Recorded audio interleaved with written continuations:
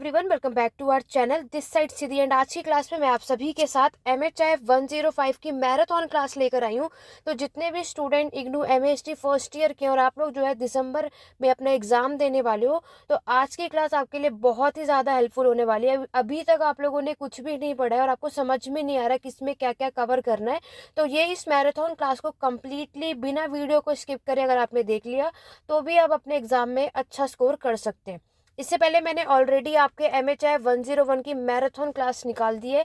अगर आपने उसको नहीं देखा है तो प्लेलिस्ट में जाकर चेकआउट कर सकते हो। सारी प्लेलिस्ट का लिंक डिस्क्रिप्शन बॉक्स में मिल जाएगा। तो 105 के ऑलरेडी इंपॉर्टेंट जो क्वेश्चंस है, वो टॉपिक्स है, मैं एक्सप्लेन कर चुकी हूँ। अगर आपने वो क्लास भी नहीं देखी है तो जाकर के प्लेलिस्ट में चेकआउट कर लेना। सारी वीडियोज आपको उसके अंदर देखने को मिल जाएगी। ठीक है, आज हम बात करेंगे कि अगर कोई क्वेश्चन आया तो आप उसमें क्या क्या लिख सकते हो। जैसे कि मैंने आपको बताया कि दिसंबर एग्जाम के लिए आपको क्या करना है। एक तो फर्स्ट ऑफ ऑल जून 2024 का क्वेश्चन पेपर आपको सॉल्व करना है प्लस असाइनमेंट। तो इसी मैराथन सेशन में हर एक क्वेश्चन में अगर इस तरीके का क्वेश्चन आपको एग्जाम में देखने को मिलेगा तो आप उसमें क्या लिख सकते हो वो मैं आपको आज की क्लास में बताने वाली हूँ। ठीक है, तो ज़्यादा टाइम ना लेते हुए अपनी आज की क्लास को स्टार्ट करते हैं। अपने सेशन को स्टार्ट करने से पहले एक बार जल्दी से वीडियो को लाइक और शेयर कर दो, और यहाँ पर जितने और कमेंट करके सबको बताना है कि मैराथन क्लास आपके लिए कितनी हेल्पफुल है, और साथ ही साथ आपको रिस्पॉन्स भी करना है कि इस क्वेश्चन में आप ये आंसर भी लिख सकते हो। ठीक है, तो चलिए, जैसे कि आपको पता है MHI 105 जो है वो आपका हिस्ट्री ऑफ इंडियन इकोनॉमी के ऊपर है। भारत की अर्थव्यवस्था के बारे में हम इसमें कवर करते हैं। MHI 105 में मैं पहले भी बता चुकी हूँ। आप जो इकोनॉमी पढ़ोगे वो होगा एंशंट और मेडिएवल, यानी प्राचीन और मध्यकालीन की अर्थव्यवस्था के बारे में 105 में हम कवर अप करते हैं। ठीक है, तो देखते हैं कि जून 2024 में आपके नए सिलेबस के अकॉर्डिंग, नए एग्जाम पैटर्न के अकॉर्डिंग क्या क्या क्वेश्चन आपसे पूछे गए थे। तो जैसे कि आपको पता है, हर क्लास में मैंने आपको बताया है कि आपको ये एग्ज़ाम करने के लिए 3 घंटे का समय मिलेगा। 40 मार्क्स लाने हैं। अगर आपको इस एग्ज़ाम में पास होना है तो उससे कम तो होने ही नहीं चाहिए। चलिए, फर्स्ट क्वेश्चन मैंने आपको दिखाया था। देखो, यहाँ पर मैं आपके साथ क्वेश्चन पेपर प्लस असाइनमेंट बता रही हूँ, लेकिन अगर आपको इसको और कॉन्सेप्ट वाइज पढ़ना है तो ऑलरेडी मैराथन क्लास में पहले भी अपलोड कर चुकी हूँ MHI 105 के लिए। उसके लिए आपको मैंने कमेंट में एक मेंबरशिप के लिए लिंक प्रोवाइड किया है। आप उसको ओपन करोगे, हर 6 सब्जेक्ट के वहाँ पर मैंने मैराथन क्लास टॉपिक में यहाँ पर इंपॉर्टेंट जितने भी एग्जाम है, मतलब वो मैराथन क्लास और ये जो आज की क्लास में मैं आपको करा रही हूँ, ये मैराथन क्लास आपने कर लिया तो 70 to 80% स्कोर आप यहीं से कर लोगे। कहीं से कुछ और पढ़ने की आपको ज़रूरत नहीं पड़ेगी। ठीक है, तो वो मैराथन क्लास देख लेना, क्योंकि आज की क्लास में मैं आपको क्वेश्चन सॉल्व करवाने वाली हूँ कि ये क्वेश्चन आता है तो इसमें हम क्या क्या लिख सकते हैं। उसमें मैंने चैप्टर वाइज आपको कुछ चीज़ें बताई हैं। और यहाँ पर बहुत सारे स्टूडेंट का कमेंट ये भी आ रहा है कि मैम आपने कहा था कि यूनिट वाइज, तो देखो ऑब्वियस है पूरे 35 यूनिट तो आपके एग्जाम में आएगा नहीं। तो मैंने सिर्फ उन्हीं चैप्टर को एक्सप्लेन किया है जो मैक्सिमम रिपीट होते हैं, क्योंकि आपके पास इतना टाइम नहीं है कि 35 यूनिट आपको पढ़ना हो। अगर आप में से कोई पूरे 35 या 25 यूनिट्स को पढ़ना चाहता है तो उसके लिए आपको पेड क्लासेस ज्वाइन करना होगा, जिसमें मैंने आपको ये पूरे 25 या जिसमें 35 यूनिट्स है डिटेल में उसमें करवाया हुआ है। अगर आपको ज़्यादा डिटेल में समझना है तो पेड क्लासेस आप ले सकते हो। उसके लिए व्हाट्सअप नंबर है 88819698, यहाँ पर कॉन्टैक्ट कर सकते हो, व्हाट्सअप पे टेस्ट कर सकते हो। आपको क्लासेस और नोट्स दोनों प्रोवाइड हो जाएंगे, हिंदी और इंग्लिश मीडियम में। कोई भी इंटरेस्टेड है, डिटेल में पढ़ना है, हर एक चैप्टर को समझना है, तो जाकर के आप पेड क्लासेस आपको ज्वाइन करनी ही पड़ेगी। अदरवाइज सिर्फ एक ओवरव्यू लेना है तो मैराथन क्लास में आपको ये 2 मैराथन क्लास देख लोगे तो आइडिया आपको लग ही जाएगा कि इस क्वेश्चन में आप क्या क्या लिख सकते हो। क्लियर हो गया? तो ये आपके कुछ डाउट थे तो मुझे क्लियर करने बहुत ज़रूरी था, इसलिए मैंने स्टार्टिंग में ही कर दिया। चलिए, पहला क्वेश्चन आपके यहाँ पर देखते हैं। फर्स्ट क्वेश्चन में देखो, मैं हिंदी में भी यहाँ पर बता रही हूँ। आप में से हिंदी मीडियम के भी बहुत सारे स्टूडेंट होंगे और जिन्हें हिंदी में इतनी प्रॉब्लम है तो एक काम करो, जून 2024 का जो क्वेश्चन पेपर है अपने सामने खोल करके रखो ताकि आपको ईजिली से समझ आए। अदरवाइज हिंदी में मैं प्रॉपर तरीके से एक्सप्लेन कर ही रही हूँ। ठीक है, तो पहला जो क्वेश्चन है वो आपके अगेरन इन्वायरमेंट से लेकर के क्वेश्चन पूछा गया है। तो ये वाला जो चैप्टर की अगर मैं बात करूँ तो आपके बुक के अंदर यूनिट 3 से पूछा गया है। पर्यावरण से रिलेटेड जो क्वेश्चन है, environmental zone and Indian economy history, unit 3 से ये क्वेश्चन आपसे आए। मैक्सिमम ये रिपीट हो जाता है।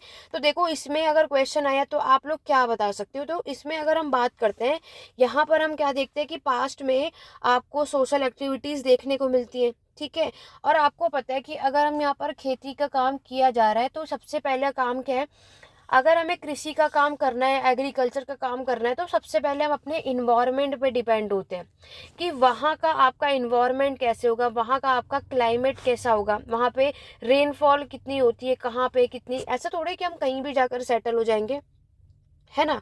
आप वहाँ का पूरा ज्योग्राफिकल कंडीशन देखोगे, ठीक है, और वहाँ का हम कल्चर देखते हैं, तो इन सभी पे हम डिपेंड होते हैं। जो हमारी संस्कृति होती है, भौगोलिक होती है, बारिश होता है, आपका जलवायु, जो आपका क्लाइमेट होता है, इन सब के अकॉर्डिंग आपके वहाँ की, जहाँ भी हम खेती की शुरुआत करेंगे, वहाँ की सॉइल कैसी है, वहाँ की मिट्टी कैसी है, ये सब कुछ आप देखते हो। और आपको ये भी पता है कि जब कभी भी हम यहाँ पर खेती करते हैं तो वो मौसम के अकॉर्डिंगली यहाँ पर कल्टीवेशन होता है, सीजनल कल्टीवेशन आपको देखने को मिलता है, राइट। ऐसा थोड़ा है कि पूरे 12 महीने आप कुछ भी यहाँ पर कल्टीवेट कर सकते हो। समर का एक अलग होता है, विंटर का एक अलग होता है, वो सारी चीज़ें हमें देखनी पड़ती हैं। आपको पता ही है कि एग्रीकल्चर का जो हमें एविडेंस मिलता है, सबसे पहले मेहरगढ़ में आपको मिलता है। मेहरगढ़ में सबसे पहले हमें एविडेंस मिला, जिसमें हमें पता चला था कि यहाँ पे सबसे पहले जो फसलें उगाई गई थी वो था आपका वीट और बार्ले, गेहूं और जौ, ठीक है। नेक्स्ट अगर हम बात करते हैं तो हमारी कुछ इन्वायरमेंट में ऐसी हमारी कई जगह, जैसे साउथ में आप देखोगे तो वहाँ पर माउंटेन एरिया में देखने को मिलती है।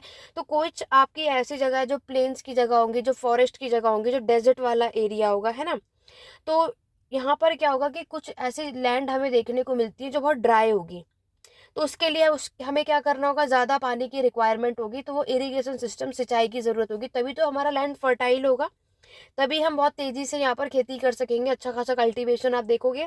नेक्स्ट फिर यहाँ पर क्या हुआ कि एग्रीकल्चर की शुरुआत होने की वजह से हमने एक चीज़ नोटिस की थी कि यहाँ पर अब आपके जो जंगल है वो गायब होने लगे, फॉरेस्ट डिसअपियर्ड। क्यों? क्योंकि आपको पता है कि फॉरेस्ट को ही आपके फार्मिंग लैंड में कन्वर्ट किया गया।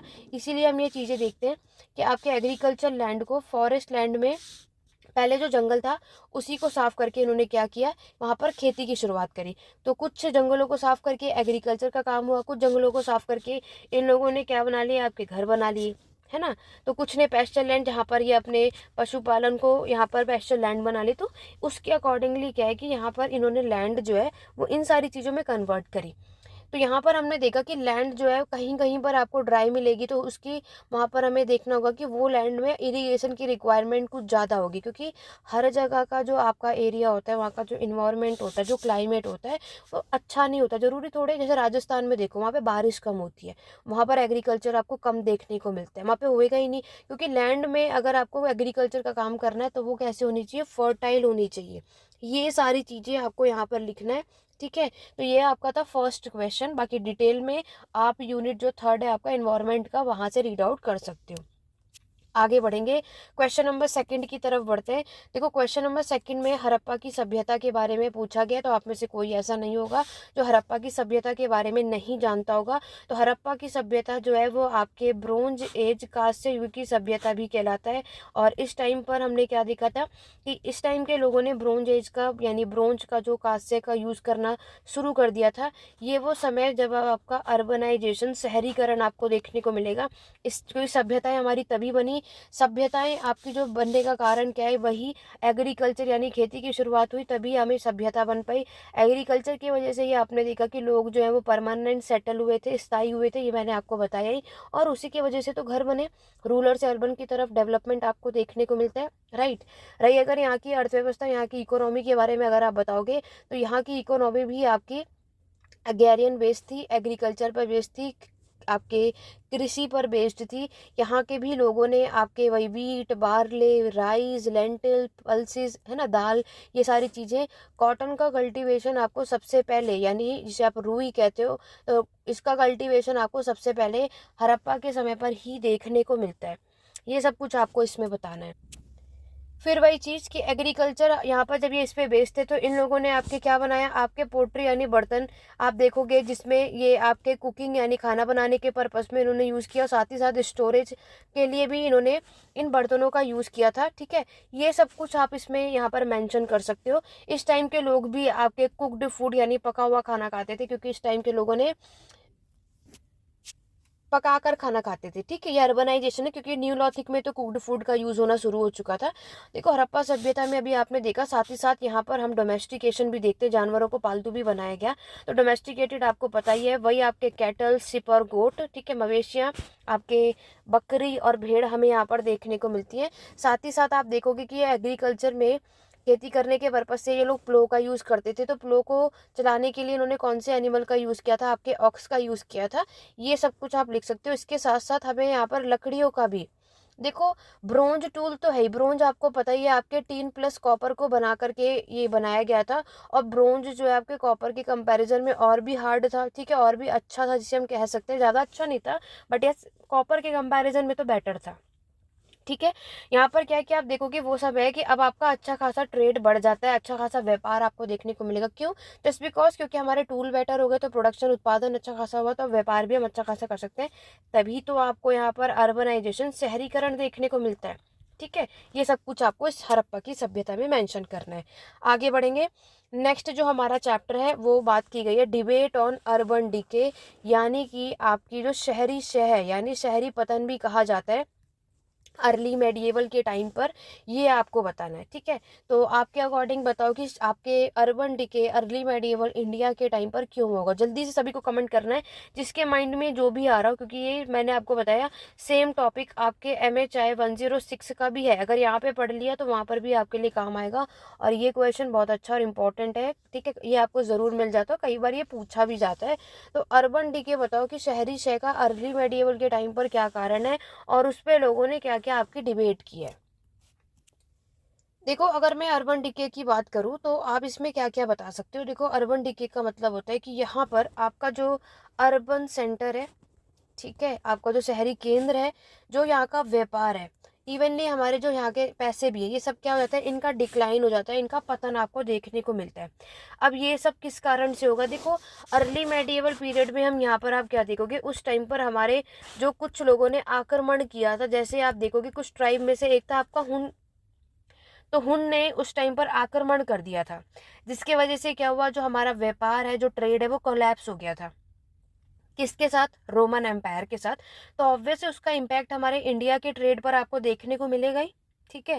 नेक्स्ट हम क्या देखेंगे कि अब जो हमारा जो मैक्सिमम जो हमारी इकोनॉमी है, जो मैक्सिमम किस पे डिपेंड है? आपके खेती पर, यानी कृषि पर, अग्रैरियन इकोनॉमी पर। और अर्ली मेडिएवल अब आपका वो टाइम आ गया है जब यहाँ पर आप लैंड ग्रांट सिस्टम देखते हो, जिसे आप फ्यूडलिज्म, सामंतवाद के नाम से जानते हो। तो आपको भी पता है कि जब से लैंड ग्रांट, भूमि दान में दी जाने लगी, तो उसका भी इम्पैक्ट आपको यहाँ पर देखने को मिलता है, राइट। तो ये कुछ हमारे कारण होते हैं, जिसके वजह से क्या होता है, हमें या तो कोई आक्रमण कर देगा, या तो आपकी इकोनॉमी देखो तब खराब होती है, अर्बन डीके तब होता है जब हमारी जो पूरे साम्राज्य का या कि किसी भी स्टेट का वहाँ पे कोई रूल कर रहा है, लेकिन उसका कंट्रोल किसी और के हाथ में चला जाता है, तो उसका इम्पैक्ट हमारी सोसाइटी पर पड़ता है। अब शहर का ख़त्म होने का कारण क्या है? देखो सबसे बड़ा कारण जो रीज़न होता है उसमें, देखो वह हमारी अर्थव्यवस्था। अगर हमारी इकोनॉमी डिक्लाइन हुई तो ऐसा थोड़ी सी उससे इकोनॉमिक पर इम्पैक्ट पड़ेगा, आपकी पूरे स्टेट पर इम्पैक्ट पड़ेगा, क्योंकि हम पूरे तरीके से इसी पर डिपेंड है, समझ रहे हो। तो यहाँ पर क्यों? क्योंकि उस टाइम पर एग्रीकल्चर के अलावा हम आपके आर्टिस्ट, जो ट्रेडर्स हैं, हम इन्हीं पर डिपेंड है। आर्टिस्ट को यहाँ पर बोला जाता था कि वो गांव, जो रूरल एरिया है, वहाँ पे जाके माइग्रेट करो, ठीक है। लेकिन जो ट्रेडर है, वो यहाँ पर हम क्या देखते हैं कि वो टैक्सेस भी पे नहीं कर पाते थे, क्योंकि लैंड ग्रांट सिस्टम है। तो यहाँ पर आपने देखा कि इस टाइम पर हमारे लैंडलॉर्ड का ज़्यादातर कंट्रोल आपको देखने को मिलता है। तो ये पीजेंट का आपका शोषण करते हैं, एक्सप्लॉइट करते हैं। तो हाई टैक्सेस ये लगा तो देते हैं, लेकिन सामने वाला पे भी तो कर पाए, तो ये भी तो एक आपकी सिचुएशन है। तो ये कुछ कारण है जिसके वजह से क्या होता है, अर्बन डिके हमें यहाँ पर देखने को मिलता है, ठीक है। तो ये याद रखना, बाकी चीज़ें आप उसमें रीड आउट करना। तो ये इस तरीके की चीज़ें आप इसमें बता सकते हो। क्वेश्चन नंबर 4 की तरफ बढ़ते हैं, जिसमें आपको बताना है जो मर्चेंट गिल्ड होते हैं, इनका क्या रोल है हमारे शहरीकरण, जो दक्षिण भारत का जो शहरीकरण है उसके ग्रोथ में, उसमें मर्चेंट गिल्ड का क्या रोल है। देखो पहली बात तो गिल्ड और मर्चेंट दोनों एक ही बात है। यहाँ पे गिल्ड का मतलब होता है ऑर्गेनाइजेशन या फिर एसोसिएशन ऑफ मर्चेंट, यानी आपके व्यापारियों का संगठन होता है, इनका पूरा ग्रुप होता है। अब व्यापारी में हर कोई आता है, आपके आर्टिस्ट, आपके क्राफ्ट पर्सन, अब चाहे उसमें आपके ब्लैक स्मिथ हो, कॉपर स्मिथ हो, गोल्ड स्मिथ हो, कोई भी हो सकता है ना। तो ये सारे लोग हम यहाँ पर देखते हैं।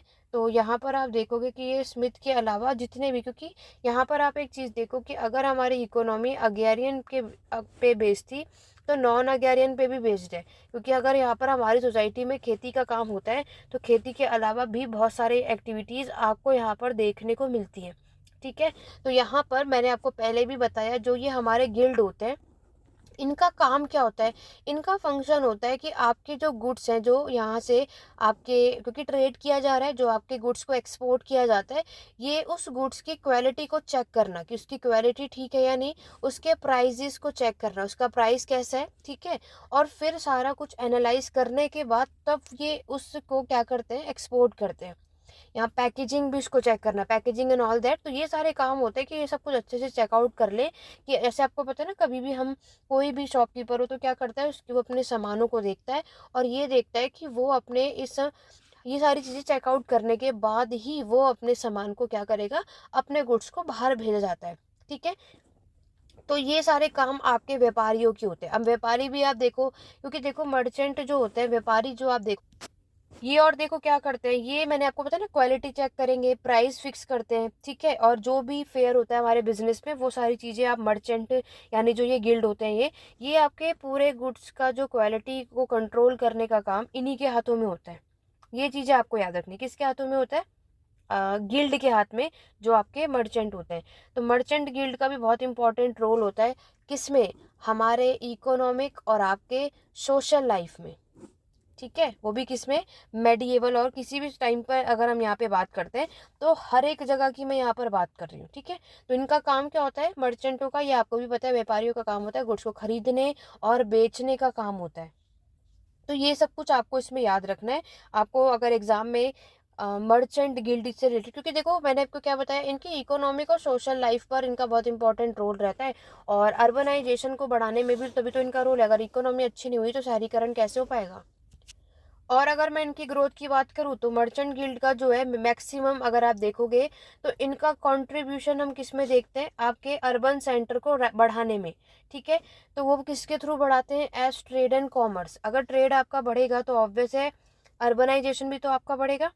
ठीक है, तो ये चीज़ें आपको याद रखनी है, क्योंकि यहाँ पर मैंने आपको बताया कि मर्चेंट गिल्ड जो है वो आपके गुड्स के प्राइस को भी फिक्स करता है, लेकिन मर्चेंट गिल्ड जो है वो आपके एक बैंक का भी यहाँ पर काम चेकआउट करते हैं। वो बैंक का जो सिस्टम होता है ना, फंड देना, डिपॉजिट एंड ऑल, लोन लेना देना, ये सब कंट्रोल भी हम इन गिल्ड के पास यहाँ पर देखते हैं। तो ये चीज़ें आपको याद रखनी है कि मर्चेंट गिल्ड का जो है आखिरकार यहाँ पर साउथ इंडिया के अर्बनाइजेशन में इनका क्या रोल रहता है। और अगर हम बात करते हैं आपके मर्चेंट गिल्ड की, तो ये आप लोग देखोगे कि ये ज़्यादातर आपको कौन सी जगह पर देखने को मिलेंगे, आपको तमिलनाडु में मिलेंगे, आंध्र प्रदेश में हुआ, कर्नाटक हुआ, आपका केरल हुआ, यहाँ पर हमें यहाँ पर आपके मर्चेंट गिल्ड देखने को मिलते हैं। ये अच्छा खासा एक्सप्लोर करते हैं। और मर्चेंट गिल्ड जो हमारे साउथ इंडिया में है, ये आपके टोटली अगर मैं बात करूं तो ये आपके ऑक्यूपेशनल पर बेस्ड होते हैं। ठीक है, ये मैंने आपको बताया ना कि इनका जो प्रोफेशन होता है वो ट्रेडिंग का होता है, तो ये चीज़ें आपको याद रखनी है। और यहाँ पर मैंने आपको क्या बताया, सोशल वेलफेयर के लिए काम करना, और अगर इनके ग्रुप में कभी कोई डिस्प्यूट, लड़ाई झगड़ा हो गया, उसको सॉल्व करने का काम आप यहाँ पर देखते हो। ठीक है, तो यहाँ पर मर्चेंट गिल्ड जो है मैंने आपको बताया साउथ इंडिया के, इनका बहुत इंपॉर्टेंट रोल रहता है हमारे इकोनॉमिक, सोशल और पॉलिटिकल में। और यहाँ पर ये पूरी आपकी फाइनेंशियल जो चीज़ें हैं वो सब कुछ देखते हैं। अगर इन सब चीज़ों में डाउनफॉल आपको देखने को मिलेगा तो, और ऑब्वियस है अर्बनाइजेशन में भी डाउनफॉल मिलेगा, लेकिन अगर हमारा ट्रेडिंग अच्छा रहा, ठीक है, इकोनॉमिक अच्छी बढ़ी, तो आपका अर्बनाइजेशन में भी ग्रोथ आपको देखने को मिलता है। तो ये सब कुछ चीज़ें आपको इसमें याद रखनी है। नेक्स्ट है आपका शॉर्ट नोट। शॉर्ट नोट में आपको 4 वो टर्म दे रखा है, जिसमें से पहला है आहार कल्चर। देखो ये जो है ये चालकोलॉथी, जिसे या फिर आप कॉपर एज के नाम से जानते हो, उसमें से ये टॉपिक आता है। कभी भी अगर ये आएगा भी तो 10 मार्क्स का ही आएगा। तो ये आहार कल्चर ज़्यादातर रिपीट हो जाता है, तो आप इसको पढ़कर जा सकते हो। ठीक है, तो कौन कौन जानता है कि आहार कल्चर में आप क्या क्या चीज़ें देखते हो, जिसको जो कुछ भी नॉलेज है। देखो साथ साथ आप लोग भी कमेंट करके बताते रहोगे कि ये कौन से रीज़न में हमें ये संस्कृति या ये कल्चर देखने को मिलता है। इस टाइम के जो लोग थे वो कैसे थे, क्या करते थे, वो अगर आप बता पाओगे तो इससे अच्छी बात तो कुछ हो ही नहीं सकती। जल्दी से कमेंट करके बताओ। देखो आपके जो कॉपर एज या फिर जिसको हम ताम्रयुग हिंदी में कहते हैं, चालकोलिथिक एज के नाम से भी जानते हो, तो ये आपके न्यूलिथिक के बाद और हड़प्पा से पहले का टाइम पीरियड माना जाता है। और यहाँ पर सिर्फ आहार कल्चर नहीं देखने को मिलता, बहुत सारे कल्चर थे। लाइक आपके मालवा कल्चर, आपका कयाथा कल्चर, है ना, बहुत सारे कल्चर थे। और आहार कल्चर तो आप यहाँ पर देख ही रहे हो। तो बहुत सारे कल्चर थे, लेकिन हमारे एग्जाम में क्या पूछा है, आहार कल्चर। अब अगर हम बात करें तो आपके इस आहार कल्चर को एक नाम से और बुलाया जाता है, वो होता है आपका बानस कल्चर। अब अगर हम इस संस्कृति, इस कल्चर की बात करें तो ये आपको कौन से रीजन, कौन सी जगह पर देखने को मिलता है, राजस्थान में। ठीक है, राजस्थान में भी कौन सा रीजन है आपका, मेवाड़। मेवाड़ रीजन है राजस्थान का। और अगर मैं इसके टाइम पीरियड की बात करूँ तो वो है आपका 3000 ईसा पूर्व से लेकर के 1700 है ईसा पूर्व, बीसी मतलब ईसा पूर्व है। नेक्स्ट अगर हम बात करते हैं तो ये आपको साउथ ईस्ट राजस्थान में, मैंने आपको बताया। यहाँ पे अगर मैं इस कल्चर की बात करूँ तो यहाँ के जो लोग हैं वो क्या काम करते थे, आपके खेती का काम करते थे, फार्मिंग का काम करते थे। स्मॉल स्केल क्राफ्ट प्रोडक्शन आपको मिलेगा, बड़ी मात्रा में नहीं होता था, छोटी मात्रा में यहाँ पर उत्पादन आपको देखने को मिलेगा। ये चीज़ आप देखोगे। यहाँ के लोग ट्रेड का काम करते थे। ठीक है, यहाँ के लोग एग्रीकल्चर के साथ साथ पशुपालन का काम भी करते थे, जिसे आप एग्रो पेस्टोरलिज्म के नाम से जानते हो। इवन नहीं, यहाँ के लोग हंटिंग और गैदरिंग यानी शिकारी और संग्रहण का भी काम करते थे। आहार कल्चर के समय के लोग जो हैं, जो आपके बर्तन पोट्री का यूज़ करते हैं, वो होता था आपका ब्लैक और रेड वेयर का। ये याद रखना, ठीक है, ये भी पता होना चाहिए आपको। तो ये चीज़ आपको याद रखनी है। तो ये आहार कल्चर आपके चालकोलिथिक कल्चर का, चालकोलिथिक साइट का सबसे अर्लीस्ट कल्चर में से एक माना जाता है। ठीक है, तो ये आप अपने एग्जाम पॉइंट ऑफ व्यू से याद रखना, इतनी चीज़ें। बाकी और कुछ अभी आप इसमें रीड आउट कर सकते हो। नेक्स्ट जो 10 मार्क्स में पूछा है, ट्रेड अंडर द कुषाण। तो कुषाण डायनेस्टी आपको पता है कि ये आए थे आपके नॉर्थ वेस्ट से। ठीक है, और यहाँ पर अगर मैं बात करूँ तो कुषाण डायनेस्टी के जो राजा थे जिन्होंने इस साम्राज्य की शुरुआत की थी, उनका नाम था विमकतपीसस। तो विमकतपीसस नहीं है, सॉरी, कुजाला कतपीसस है। विमकतपीसस उनके बेटे थे। तो नेक्स्ट है क्या है, कुजाला कतपीसस ने आपके इस साम्राज्य की स्थापना की थी। और अगर हम आपके कुषाण एम्पायर की इकोनॉमी की बात करें तो ये किस पर बेस्ड होती है। देखो यहाँ पर जो कुषाण के लोग हैं जो व्यापार करते हैं वो दोनों तरीके से करते हैं। आपके एक्सटर्नली भी करते हैं और इंटरनली भी हम यहाँ पर ट्रेड देखते हैं। इनका जो टाइम पीरियड माना जाता है वो 1st से 4th सेंचुरी का टाइम पीरियड माना जाता है, वो भी एडी यानी ईस्वी का। कुषाण एम्पायर माना जाता है कि इनका जो कंट्रोल था वो आपके किस पे था, सिल्क रोड पे। ठीक है, ये एक आपका major east west trade route है जो कि आपके किससे कनेक्ट है, चाइना से। चाइना से लेकर के रोमन एम्पायर तक ये सिल्क रूट का आपको ये कनेक्शन देखने को मिलता है। कुषाण एम्पायर जो है, ये जो साम्राज्य है, ये किसका ट्रेड करते थे, ये व्यापार किया करते थे आपके सिल्क का, स्पाइसेस का यानी मसालों का, प्रीसियस मेटल का, जो आपके महंगे धातु होते हैं ना, उनका। और कौन से रास्तों से, सिल्क रूट से, जो कि किससे कनेक्ट था, आपके चाइना से लेकर के ये आपके रोमन साम्राज्य तक ये आपको कनेक्शन देखने को मिलता है। और मैंने अभी आपको बताया ही, कुषाण एम्पायर जो है ये आपका ट्रेड अच्छा खासा आपको देखने को मिलता है। और कुषाण एम्पायर की अगर मैं बात करूँ साम्राज्य की, तो ये क्या आपके एक्सपोर्ट करते थे, तो ये बहुत सारे, जिसमें आपके टेक्सटाइल हुए, जो कपड़े होते हैं ना, वो आप देखोगे, स्पाइसेस मैंने आपको बताए। ठीक है, ये सारी चीज़ें हुई। और अगर एक्सपोर्ट हो रहा है तो ऑब्वियस इम्पोर्ट भी होगा, जिसे आप आयात और निर्यात के नाम से जानते हो। तो यहाँ पर इनको फिर आप देखोगे क्या आता था, रोमन जो है उनका ग्लासवेयर आप देखोगे, आप वाइन्स देखते हो, और भी कुछ लग्जीरियस आइटम हम यहाँ पर देखते हैं। ठीक है, और कुषाण एम्पायर की इकोनॉमी, अगर ट्रेडिंग समझ में आया आपको कि कौन किसके साथ क्या एक्सपोर्ट क्या इंपोर्ट करता है, कौन से रूट के साथ करता है। बाकी आपको पता है जो व्यापार किया जाता है 2 तरीके से होता है, या तो बाय लैंड होगा या तो बाय सी। ठीक है, लॉन्ग डिस्टेंस पे होगा तो बाय सी का यहाँ पर यूज़ होगा। और कॉइनेज सिस्टम भी आप देखोगे कि ये जो अपने ट्रेड में गोल्ड कॉइन का यूज़ करते हैं। ठीक है, ये सब आपको पता ही है। हमारे भारत में इंडिया में जो गोल्ड कॉइन सोने के सिक्के लेकर के आने वाले थे वो कुषाण साम्राज्य ही है, जो यहाँ पर इस गोल्ड कॉइन को लेकर आए। और इन्होंने ही क्या किया, आपके अब जो ट्रेड में ये जो बाटर सिस्टम नहीं मिलेगा, कॉइनेज सिस्टम आ चुका है, तो ऑब्वियस है गोल्ड कॉइन का यूज़ आपको यहाँ पर देखने को मिलता है। ठीक है, तो ये सब कुषाण डायनेस्टी में मेंशन कर देना। नेक्स्ट जो है वो इंडो रोमन ट्रेड है। बहुत अच्छा टॉपिक है, मैक्सिमम रिपीट हो जाता है। इस बार इन्होंने 10 मार्क्स में पूछा है, 20 में भी आपको मिल जाता है। तो इंडिया और रोमन का जो व्यापार है वो आपको इसमें बताना है। तो इसमें आप देखोगे कि यहाँ पर जो आप ट्रेड देखते हो, जो व्यापार होता है वो रोमन एम्पायर और आपके इंडियन सब कॉन्टिनेंट में आप देखोगे अराउंड, अगर हम बात करते हो 300 से लेकर के 300 ईसा पूर्व से ईस्वी का टाइम पीरियड माना जाता है। तो यहाँ पर अगर हम बात करें तो रोमन यहाँ पर आपके क्या चीज़ें यानी कौन कौन से गुड्स को एक्सपोर्ट करता है, तो वो आपके टेक्सटाइल हुआ, या फिर जिसे आप क्लोथिंग कहते हो, ग्लास कह सकते हैं, गोल्ड हम कह सकते हैं, सिल्वर भी इवनली एक्सपोर्ट करते थे। ठीक है, और आपके चाहे वाइन हुआ, स्लेव्स हुए, क्योंकि आपको पता है उस टाइम पर स्लेव्स को खरीदना और बेचना बहुत कॉमन चीज़ थी। ये चीज़ें हम यहाँ पर देखते हैं। ठीक है, ये तो रोमन जो एक्सपोर्ट करता था। वहीं अगर मैं इंडियन की बात करूँ, इंडियन जो एक्सपोर्ट करते हैं, यहाँ पर इंडियन में जो एक्सपोर्ट किया जाता है वो याद रखना आपको, पर्ल्स जो मोती होती है ना, उसकी बात की जा रही है। आइवोरी यानी हाथी के दांत, ब्लैक पेपर यानी कि काली मिर्च। ठीक है, आपके सिल्क हुए, और जो और भी टेक्सटाइल या क्लोथिंग हमें देखने को मिलता है। यहाँ पर अगर हम बात करें तो आपको वही सेम चीज़, ट्रेडिंग रूट की मैं बात करूँ तो किससे कनेक्ट होता है, वही दो तरीका, बाय लैंड या बाय सी हम देखते हैं। यहाँ पर जो ये लैंड रूट जो आप देखोगे, जो मेन लैंड रूट होता है वो एशिया माइनर होता है और मिडल ईस्ट आप देखोगे। लेकिन हम जो मेन रूट देखते हैं रोमन एम्पायर का, वो रेड सी है। ठीक है, और उस टाइम पर जो मेडिटेरियन से और रेड सी का जो रूट है, जो उसका कंट्रोल है, वो रोमन एम्पायर की तरफ आपको ज़्यादातर मिलेगा। उस पर रोमन एम्पायर का कंट्रोल अच्छा खासा हमें देखने को मिलता है। तो ये चीज़ें आप यहाँ देखते हो। और इंडो रोमन ट्रेड में हम देखते हैं कि उस टाइम पर बहुत सारे जो इन दोनों देशों के बीच में बहुत ज़्यादा कनेक्शंस हम देखने को यहाँ पर हमें मिलता है। तो ये सब कुछ आप इसमें बता सकते हो। तो ट्रेड यहाँ पर हमें क्या समझ आया, आपके इंडियन सब कॉन्टिनेंट और जो आपका रोमन एम्पायर है, इनके बीच में ट्रेड होता है। ठीक है, इन दोनों के, और यहाँ पर ट्रेड में ट्रेड कैसे होता है, किस किस के बीच में होता है, किस चीज़ का होता है, कौन से रूट के थ्रू होता है, ये चीज़ें आपको बतानी होती है।